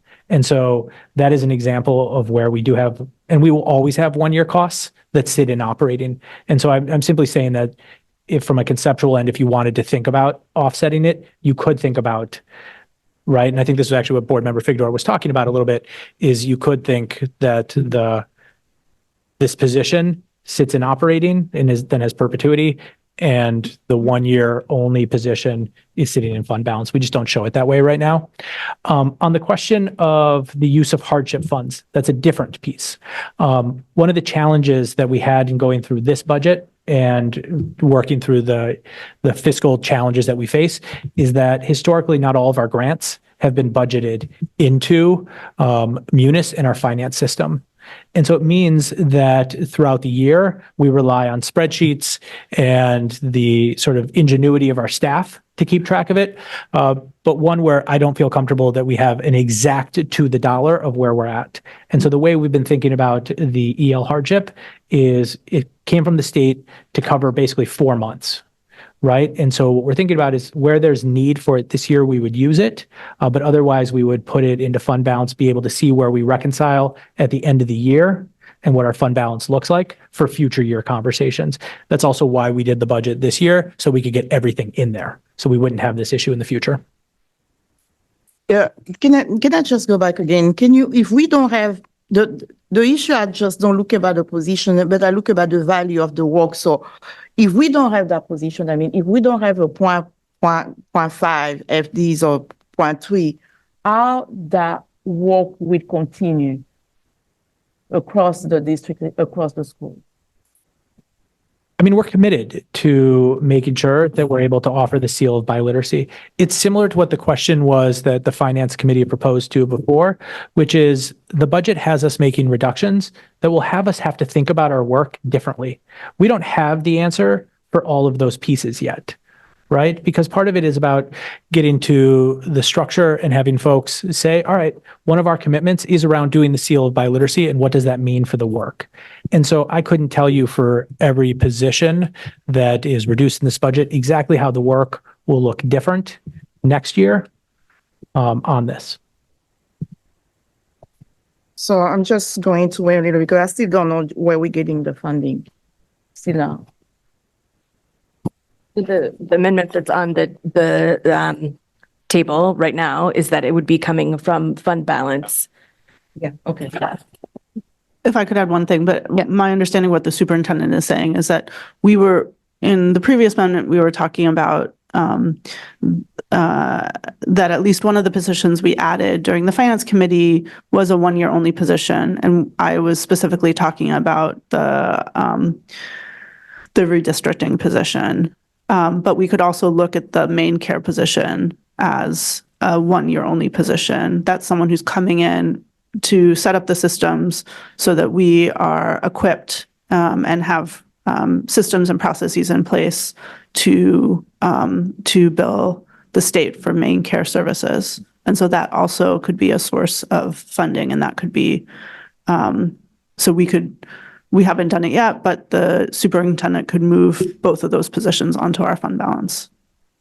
So far, how much we getting from our fund balance? If we have a quick math here, I mean, we already have the 82,780s, then we have just vote on that. So adding with the position, 45,000 you just mentioned about the point. Adding a 0.3 to fund balance on top of that. Can someone give us the I math? think the friendly amendment. We don't have an amendment. We don't have a friendly amendment yet. The current total with the add of the one coach and the 0.3 teacher position, the total fund balance use would be $3,611,503. All right, thank you. Any other questions from the board? Board Member Billio, go ahead. Thank you. Can you explain to me, or do you have data that could reflect who gets the seal of biliteracy? Because the last time this was presented, from my knowledge, it isn't something that's really awarded to Black and Brown students whose Indigenous language they can't even speak or access. And a lot of times they're having to like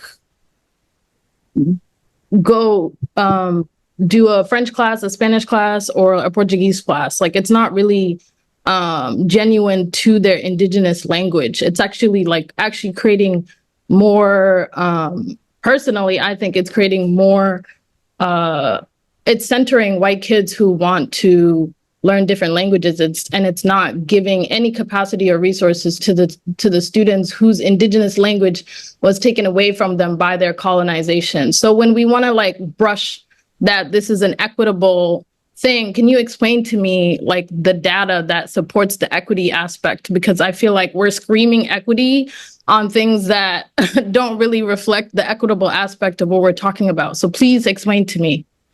Yeah, thank you, Board Member Billio. I'm wondering, if Carlos could speak to that. I know that Anne Marie also gave some stats earlier, but if you wanted to come up and speak to that, that'd be great. Well, I think there's two things. I think what Carlos can do, who is our director of language development and oversees this, is give you the numbers and talk about it. I think there's a different question that Board Member Billio also has in there around prioritization that I think would be better to the board. Yep.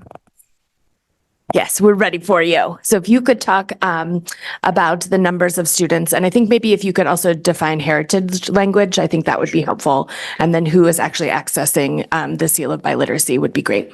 Sure. So I would say each year we've increased the number of students who have been testing for the seal of biliteracy. So we are currently at about 150 students per year testing. The testing occurs after school and on weekends.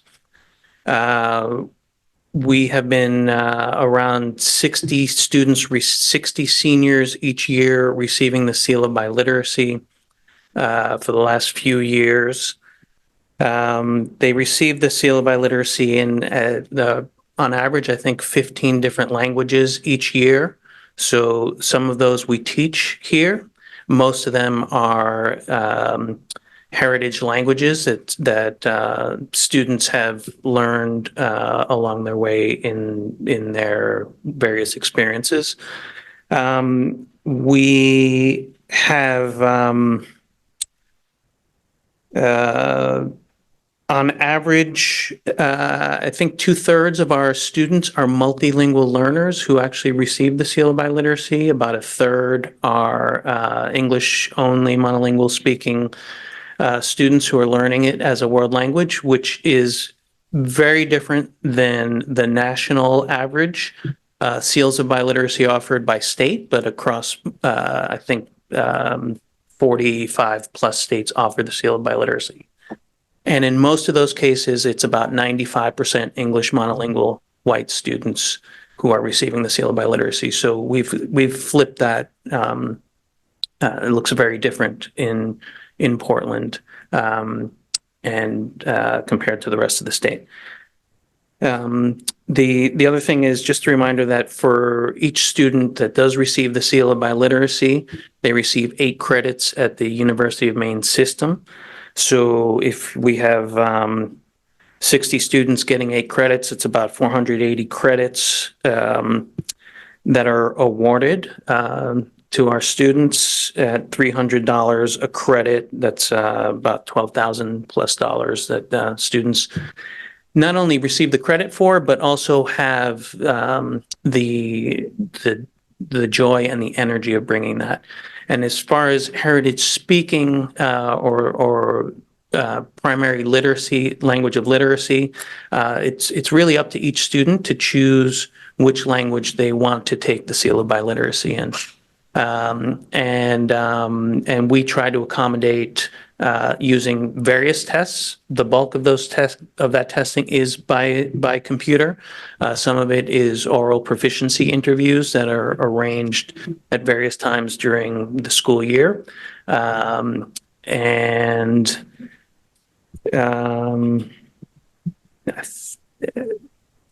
Yeah, I think that was helpful. And also I see Anne-Marie Orth is now joining us Can I ask a follow-up? Are the tests oral or written? The tests are reading, writing, listening, and speaking for most languages. Certain languages, as the state determines which languages would be exempt from reading and writing. So there are some tests that are speaking and listening, interpersonal exchange. Okay, and is there a proficiency level that you have to have? Yes, I believe it's intermediate 2 on the American Council of Teachers of Foreign Languages proficiency, so intermediate high across all domains that are tested. That's determined by the state as well. Okay, thank you. Thank you. All right, Anne-Marie, would you like to speak to this question? Yes. Thank you. I'm sorry that I'm not still there. No, that's okay. Yeah, so my concern with not having somebody kind of spearheading the seal is that the more complex tests are the tests that serve students that speak languages that are less commonly taught, such as Lingala and Dari and Pashto and Urdu and Farsi. And these are the languages that are mostly tested orally because there is no written test for these languages. And so students, this year, we've had a huge increase in students taking it in Dari and other languages like that, and in Lingala especially. So I worry that if there is no one in charge of the seal, that only our students taking world languages as, privileged bilinguals will get the seal instead of other students, such as our multilingual students. Thank you, Anne-Marie. Board Member Ali, I know you had your hand up earlier. Did you have a question? Yes. I hope you can hear me. Okay. So I was just confused on as to the uses of like money that comes from different sources and what they're being used for. For example, the hardship balance, should that not be used for enhancing or bettering the English learning program rather than other avenues? And that's my number one concern. Another thing is I would like to see the data and the number of students that are actually taking these the test and which languages they speak. I know Carlos just said some data right now, but it was just hard to follow unless I see it in front of me. What's the another thing? Yeah, I think those two for now, but Thank you, Board Member Ali. And I'm just going to repeat, I wrote down what Carlos was saying, so I'm happy to say those again. I don't think we're going to be able to get anything visual tonight in this conversation, but 150 students approximately a year taking the Seal of Biliteracy exam. About 60% of them receive the seal. 2/3 of those students are multilingual students. 1/3 are not multilingual students. That doesn't make sense, but you know what I meant there, I hope. Does that answer that piece? And then I would like Superintendent Scallon to respond to the ELL hardship money. If that is coming in for the remainder of this academic year, if it is not spent, is it still earmarked as spending for that category? Can you talk to that a little bit, please? Yeah, I can talk briefly about it. I don't know exactly how it will show up in our fund balance. I don't have enough of like a connection on that.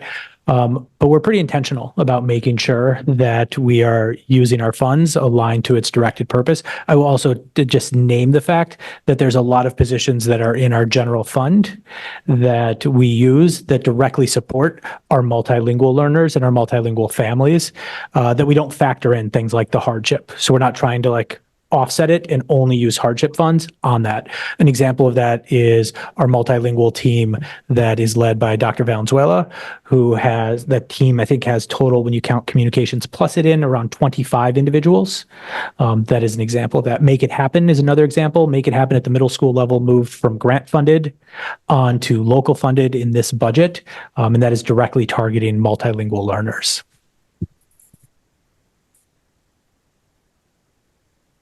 Thank you. Board Member Ali, does it feel like you got the information that you need? yes. So I'm sorry, but this is just as someone who is speaks different languages. How do I want to? I hope for this to come off as I'm thinking in my head, but the Seal of Biliteracy will. Is there? Let me just ask: is there classes or no? There are like no other support other than the student just showing up for the exam and taking it, except if you speak Spanish, French, and I don't know what the other language is. What positive or what like impact does this have? Like having the Seal of Biliteracy, it's great, but English, unfortunately, right now is the main challenge or concern for students. And so I'm wondering, rather than focusing on strengthening the English foundation, how just having a Seal of Biliteracy, I already speak my language, I don't need to show it. So how would that help me? Yeah, Carlos, do you want to respond to that? Sure. I think it would be best to ask the students who have received the Seal of Biliteracy. They have to demonstrate similar proficiency in English. They demonstrate that by mostly, in most cases, I think maybe in all cases, by getting the high school diploma. So there is that component of learning English is the other half of the Seal of Biliteracy. And in terms of this is in most cases, and we would invite you to the Seal of Biliteracy ceremony that we will be holding here on May 20th every year for the last 7 years or so. You will see how proud students are of knowing how to read, write, speak, and listen to in multiple languages, and it's a source of momentum, pride, and it gives them sort of a running start in college, receiving those credits at the UMaine system. So there are a lot of benefits to it, and be glad to share some literature on that. Thank you. Any other questions? We're still in the question phase of this amendment. Yes. I have a question. Go ahead, Student Representative Kantiba. Yeah. I'm working with infants and toddlers.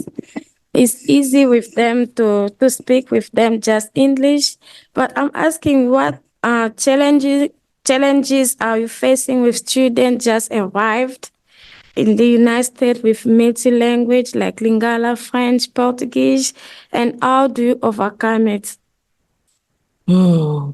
So I might ask if we can, I think that is an incredibly important conversation, and I'm not sure if it is totally in relation to this amendment on the table right now. Okay. So could we table that and we can follow up with more? Because I also think I'd like to get some more specifics for you. Okay.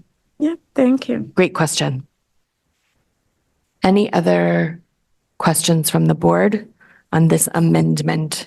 Could I just make one clarification? Yes. That right now I don't remember the number of languages, but right now students are receiving the seal of biliteracy in something like 15 different languages. So it's not just the languages that we teach through our world language program, but many additional languages. Thank you, Board Member Figdor. Okay. So I'm going to go ahead and then move us to public comment on this amendment. Go ahead. Stephen Sharp of Brackett Street. $45,000 is a rounding error on a $161 million budget. I don't know why you spent over half an hour discussing this rounding error. And that's all I have to say on it. Thank you. Any other comments? Go ahead. Adam Burke, Fresnel Street. This is one of the strengths and assets of the city that I think is important to capitalize on for the system. And I think it might be imperfect in some of the ways that's been voiced by some board members. But it is a way to see, validate, and value the strengths of individuals and to give access and cash value for the skills and talents they already have. It might be part of a momentum in the city to become where being like other international cities where it's a strength and vibrancy of the city to have so many languages spoken and not be seen as a burden, which is sometimes how it's tackled in this city. So I support the amendment. Thank you.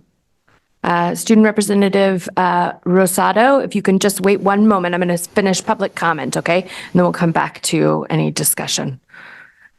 All right, any other public comment on this amendment?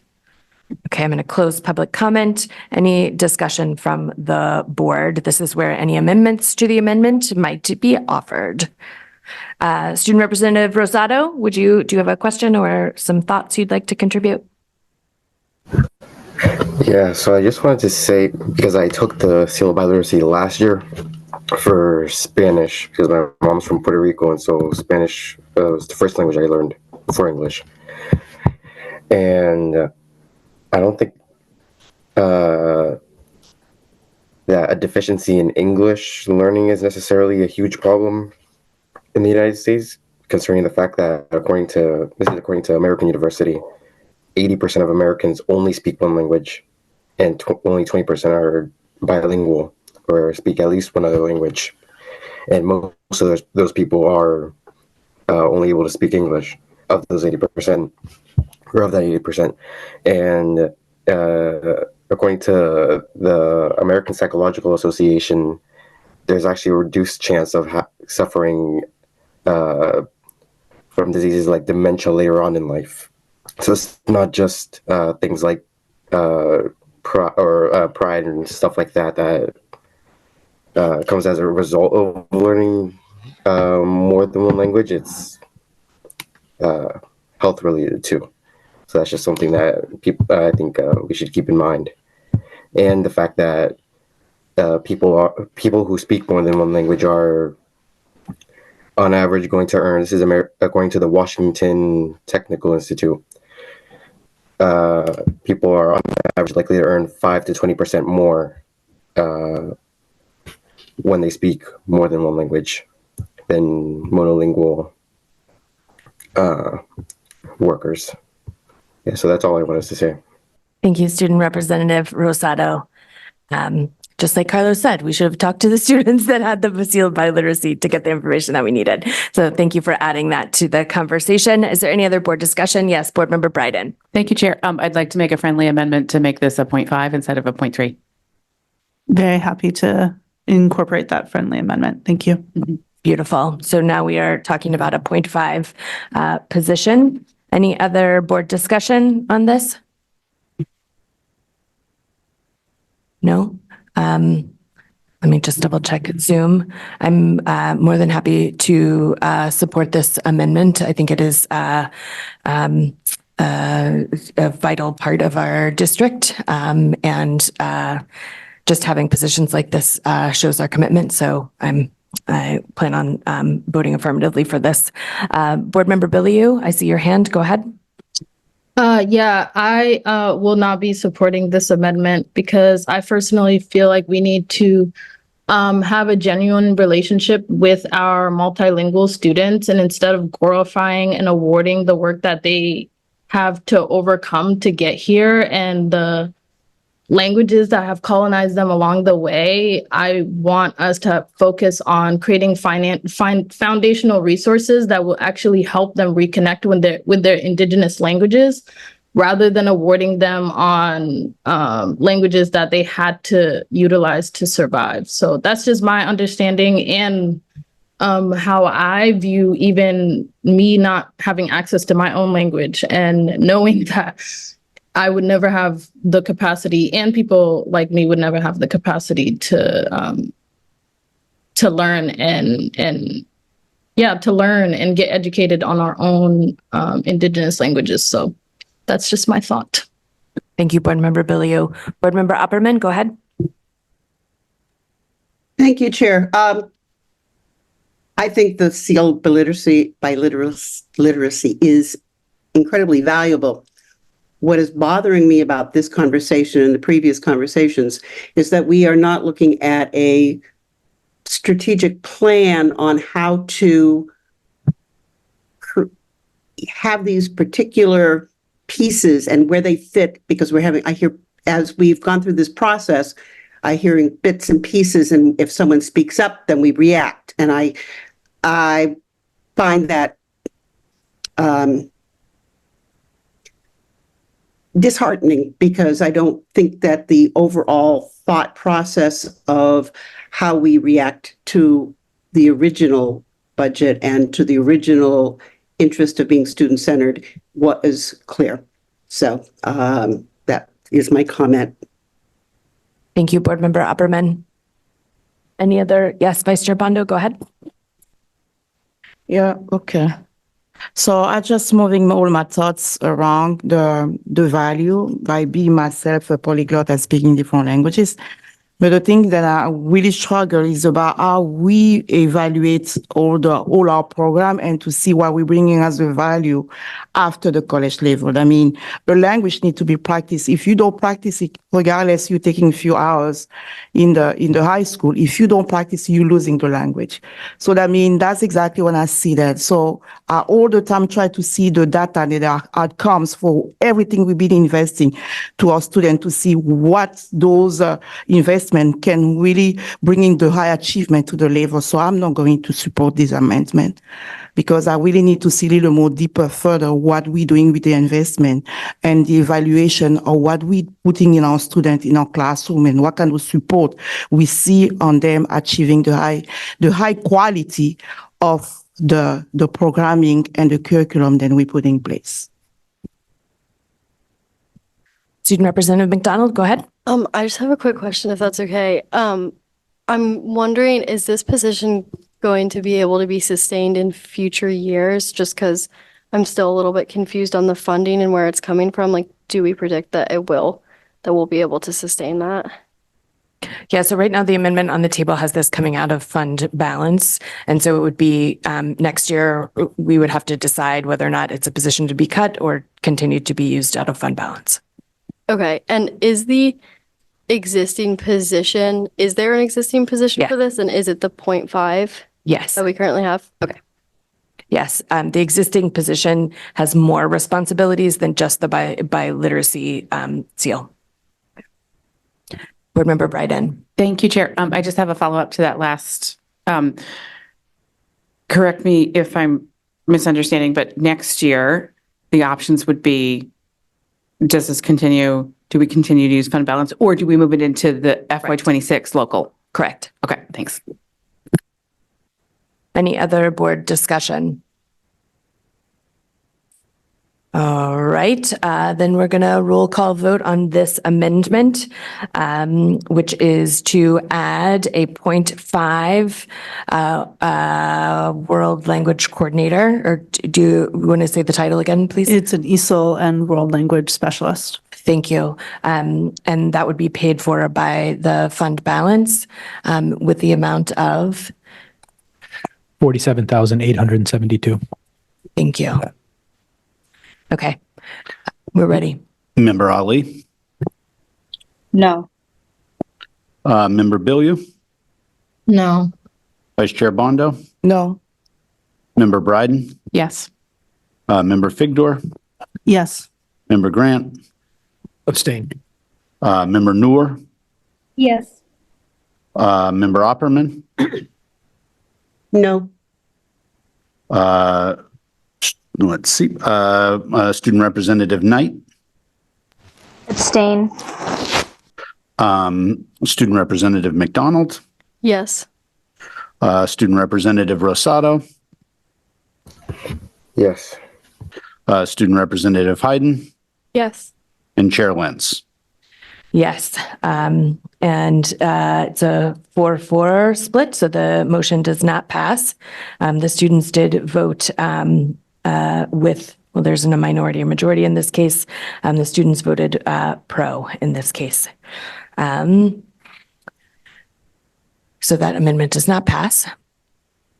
Are there any other board discussion on the amended budget that's on the floor right now? Yes, Student Representative So McDonald. without this amendment, there isn't somebody who's helping with the Correct. field by literacy right now. Correct.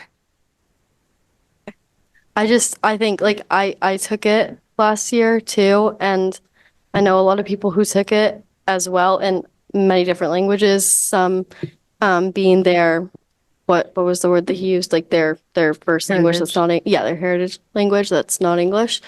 And I think it's another one of these, like it's an opportunity that furthers your schooling experience. Like I think it kind of like it's a unique opportunity to have. So I just Yes. So I just want to say, Student Representative McDonald, it's possible that and I do think it's possible that the work may be carried in some way, but we just don't know what that's going to look like right now. And it is clear from this vote that it's not going to be carried by a specific person at this point. That may change. I do think that as a board, I'd like to make sure that this is something that we're following up on and getting feedback upon. Yeah, I just wanted to share my thoughts on it. Okay, I'm going to keep us moving. So we have an amended budget on the floor right now. Are there any other amendments or further board discussion on this budget?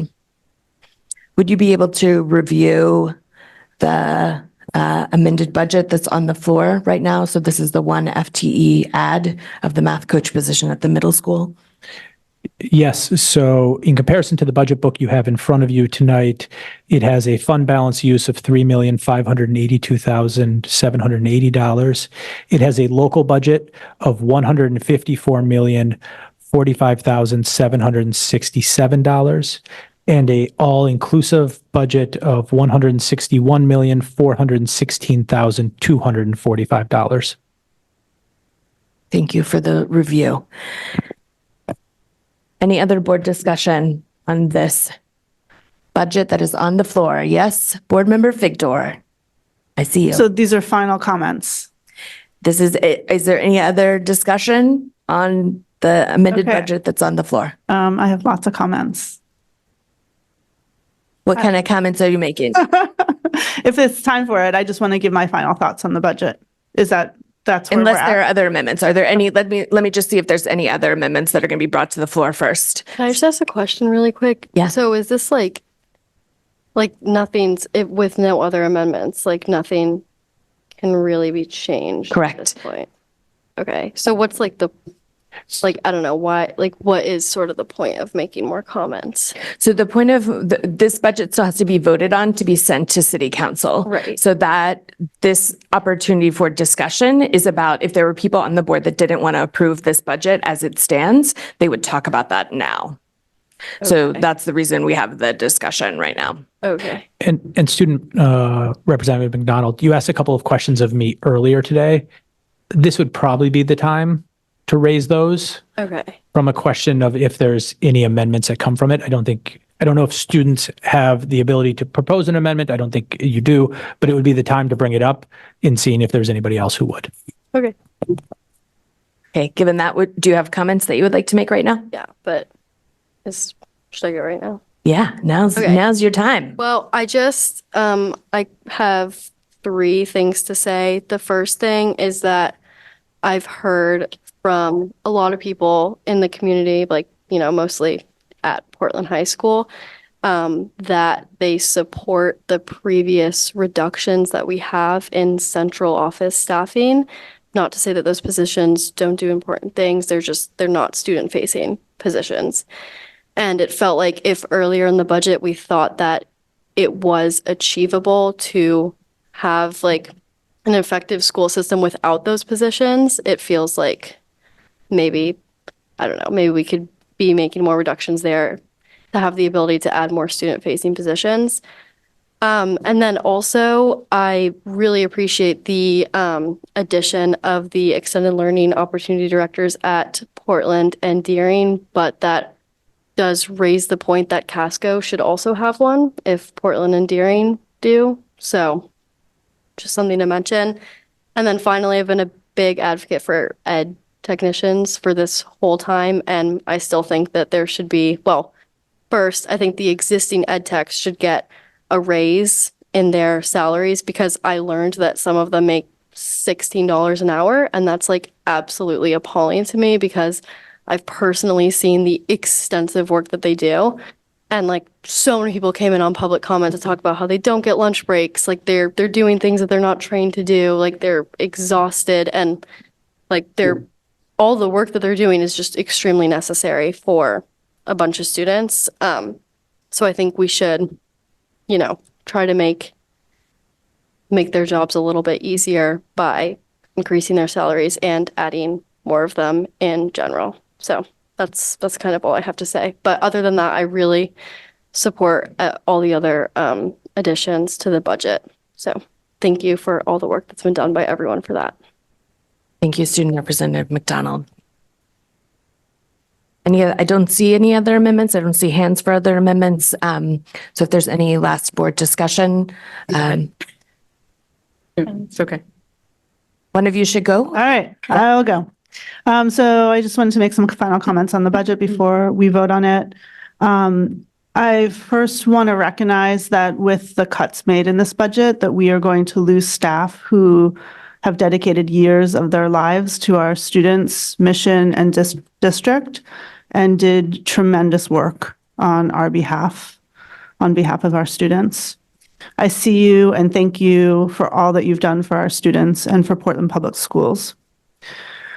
Second, I remain very concerned that this budget puts Title Maine Care reimbursement reimbursements, EL hardship funds, and the other dedicated sources of funding into one bucket rather than dedicating the resources for strictly dedicating the resources for their intended purpose.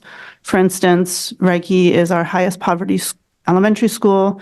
Yet this amended budget proposes that we spend the second least per student at Reiki So I'm going to say the numbers because I think they're telling. $14,421 per student at Reiki compared to $16,284 per student at Longfellow, our mainland school with the least poverty, and $16,865 per student at Ocean Avenue, another of our lowest poverty schools. So substantial differences. I hope that as we move forward, we do everything we can to ensure that we are using dedicated funding for dedicated purposes. Third, I remain concerned that the board and staff don't have a full understanding of the theory of action behind some of the major structural changes or how some critical functions, as we talked about tonight, will get done. I'm particularly concerned about the loss of our deputy superintendent, our science lead teachers, our special ed compliance staff, and administrative staff across central office. And I really encourage the superintendent to add back roles if and when we determine that we need them. That said, there's much in this budget that I'm enthusiastic about. I particularly appreciate the additional staff working on school climate, as we know that if our students don't feel that they belong, they cannot learn.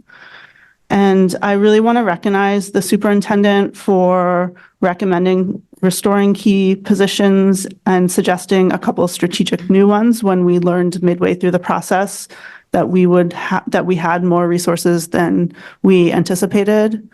At that moment, he could have made other decisions, and I really appreciated listening to the community and to the board and to restoring some of the positions that initially were cut. And lastly, I'm really optimistic about opportunities to reduce the future cost of education in Portland while better serving our students. And those specifically include increasing our use of Maine care reimbursements. So this is not leaving money on the table, but billing the state for services we're providing. The state is in the process of making that an easier system. And now with this budget, we'll add a staff person to help ensure that we get the systems in place to make it as easy a process as possible for our staff. Second, to move middle school students to Metro, thereby reducing our transportation costs and also increasing the number of students who have transportation to school, because right now middle schoolers only can take the bus if they are buses, if they live more than 2 miles away from school, which is a long way. And then third is looking at our middle school model and ensuring that we're aligning our model to current enrollment. All three strategies have a lot of potential to enable us to reduce the cost of education in Portland and to use those resources to better serve the savings to both reduce the costs and better serve our students. And I want to thank the superintendent for incorporating those strategies into the budget and thereby committing to do that work in the upcoming year. And that is all. Thank you. Board Member Bryden, go ahead. Thank you, Chair. I wanted to take a moment and express my gratitude to everybody on the board who has engaged in this process in what I think is a really healthy, productive, and collaborative way. I mean, the nature of this work is that people are going to disagree and nobody's going to get everything they want. There are really difficult decisions to make, and I think we've done both on the committee and at the board level, a good job of having those conversations in a really productive way. I also want to express a lot of gratitude for Superintendent Scallon and all of the staff that spent so much time, energy, and expertise crafting the original budget and making recommendations on ways in which adjustments can be made in ways that are going to help us get where we need to go, recognizing that that's not going to be a one-year project, getting where we need to go. And I just wanted to underscore that even though through the normal course of the economy, costs are up, our overall spend is down. And I think that that is a testament to the hard work of everybody in this room and everybody who has supported this process. So I'm going to vote yes. Thank you, Board Member Bryden. Board Member Opperman, go ahead. Thank you, Chair. I would like to thank everyone who was involved in creating this budget and adding their own perspective to it, particularly to the staff at central office that worked very hard at creating a very clear outline of what was being presented. I want to thank the administration and the board for their willingness to go out into the community, to engage the community in the discussion, not only in board meetings, but also in community meetings. I think those kinds of interactions increase our understanding of what is important and their understanding of the process by which they can be effective in their communication. I have great concern over cost increase. I am hopeful that the change in the organization of central staff creates a more effective, if not a huge cost savings, but a more effective way of improving student outcomes. I have been a proponent of improving the situation, particularly in elementary school, because it's foundational for junior high and middle school and high school. And I'm sorry that we could not improve or lower the class sizes there so that it is a more effective learning environment for the students and for the teachers. I agree that we need to pay our ed techs a living wage and reflect on the professional level of our staff, faculty, particularly, and in their remuneration. So I look forward to next year and seeing how effective this particular series of programs are. And I look forward to a continuing evaluation of the strategic plan and development of the strategic plan to really hone our ways of meeting the needs of our multilingual students. Our students have more difficulties with emotional and economic situations, and so I think this board has been caring, and I am very proud to be a member of it. Thank you. Thank you, Board Member Opperman. Vice Chair Bondo, go ahead. Thank you. I just want to echo what my colleague just mentioned about recognizing the work of the team and the superintendent and the financial committee. So I'm going to support the budgets and just be honest to myself about my disappointment on the STEM, because a couple of years ago when I went to visit the labs from Deering High School and Portland High, it was awful. I could imagine 21st century school having those kind of labs. So I was hoping that we can move forward with those STEM. But I know that change has been so difficult all the time.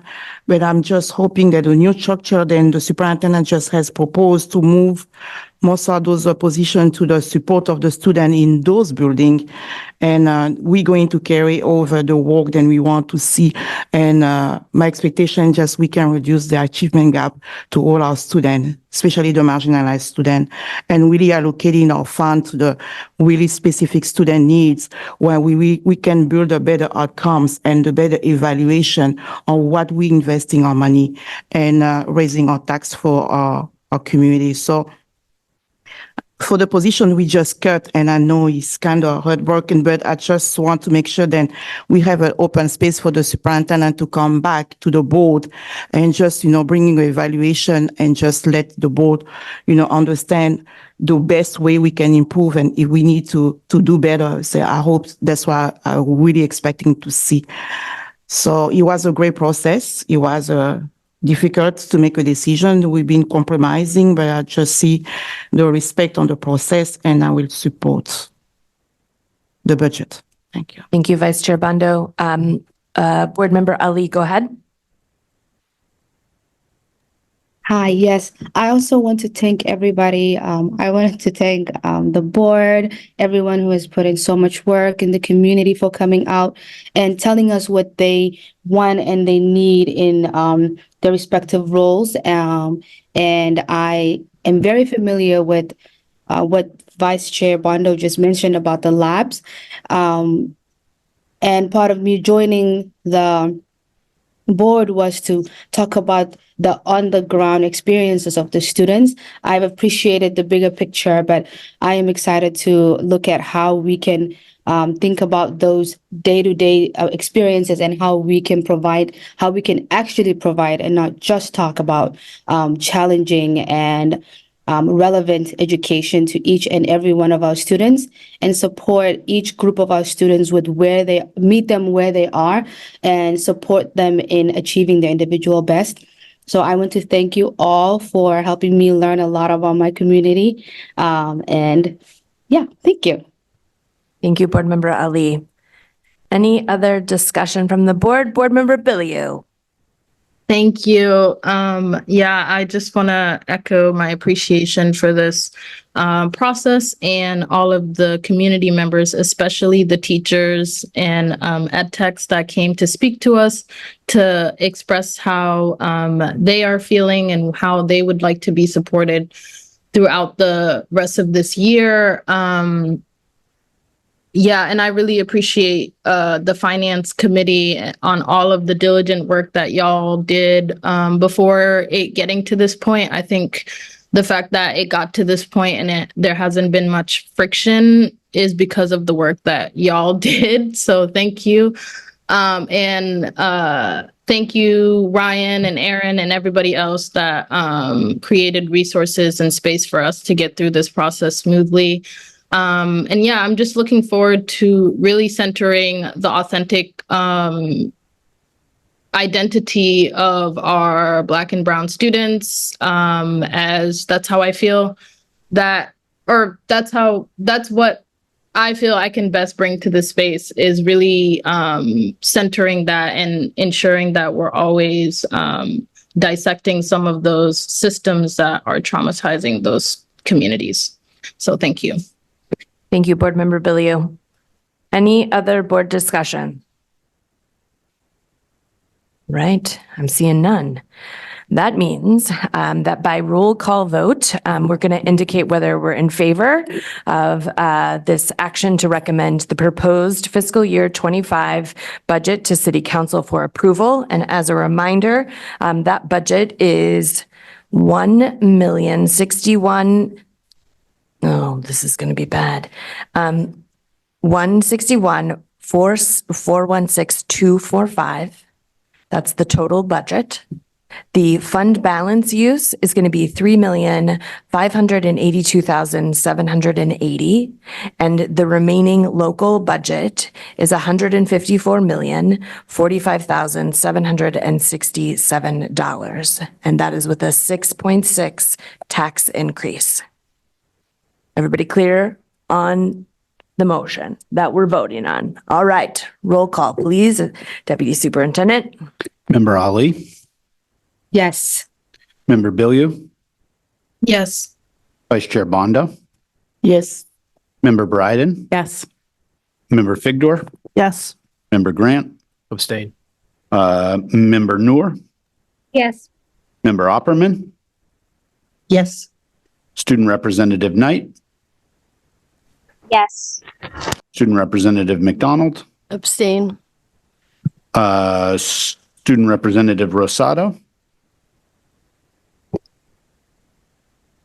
No, he's not. Okay. Student Representative Hayden, Abstain. and Chair Lentz. Yes, so the budget is passing with Board Member Grant abstaining, student representatives voting with the majority, with the exception of Student Representatives McDonald and Hayden, who both abstained. So thank you. We just passed a budget onto the city council. I want to just take a couple of beats to thank all those involved in this process. It has truly been a community effort to get this budget to land where it is right now. It has been at times a very hard process because we faced increased expenses, flat state funding, and the end of COVID funding. While this budget does include sizable reductions, and we will feel each one, it also includes strategic funding for increased mental health services, reading support, special education, and school culture support at the school level. It supports increased rigor in the classroom and maintains funding for athletics, extracurriculars, and class sizes. All of these things are connected to our foundation of equity. I speak for the board in saying that we're hopeful that you will continue to help us advocate for this budget's passage at the city council level, and that you'll vote for this budget on June 11th. Again, thank you all for your participation and for your support of the Portland Public Schools. So with that, I'm going to move us to personnel. Barrett, come on up.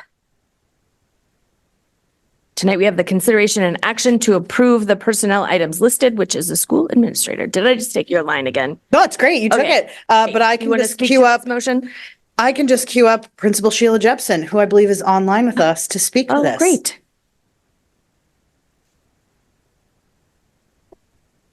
Oh, hold on. Let me get you, Sheila. Hold on. Oh, great. Go ahead, Sheila.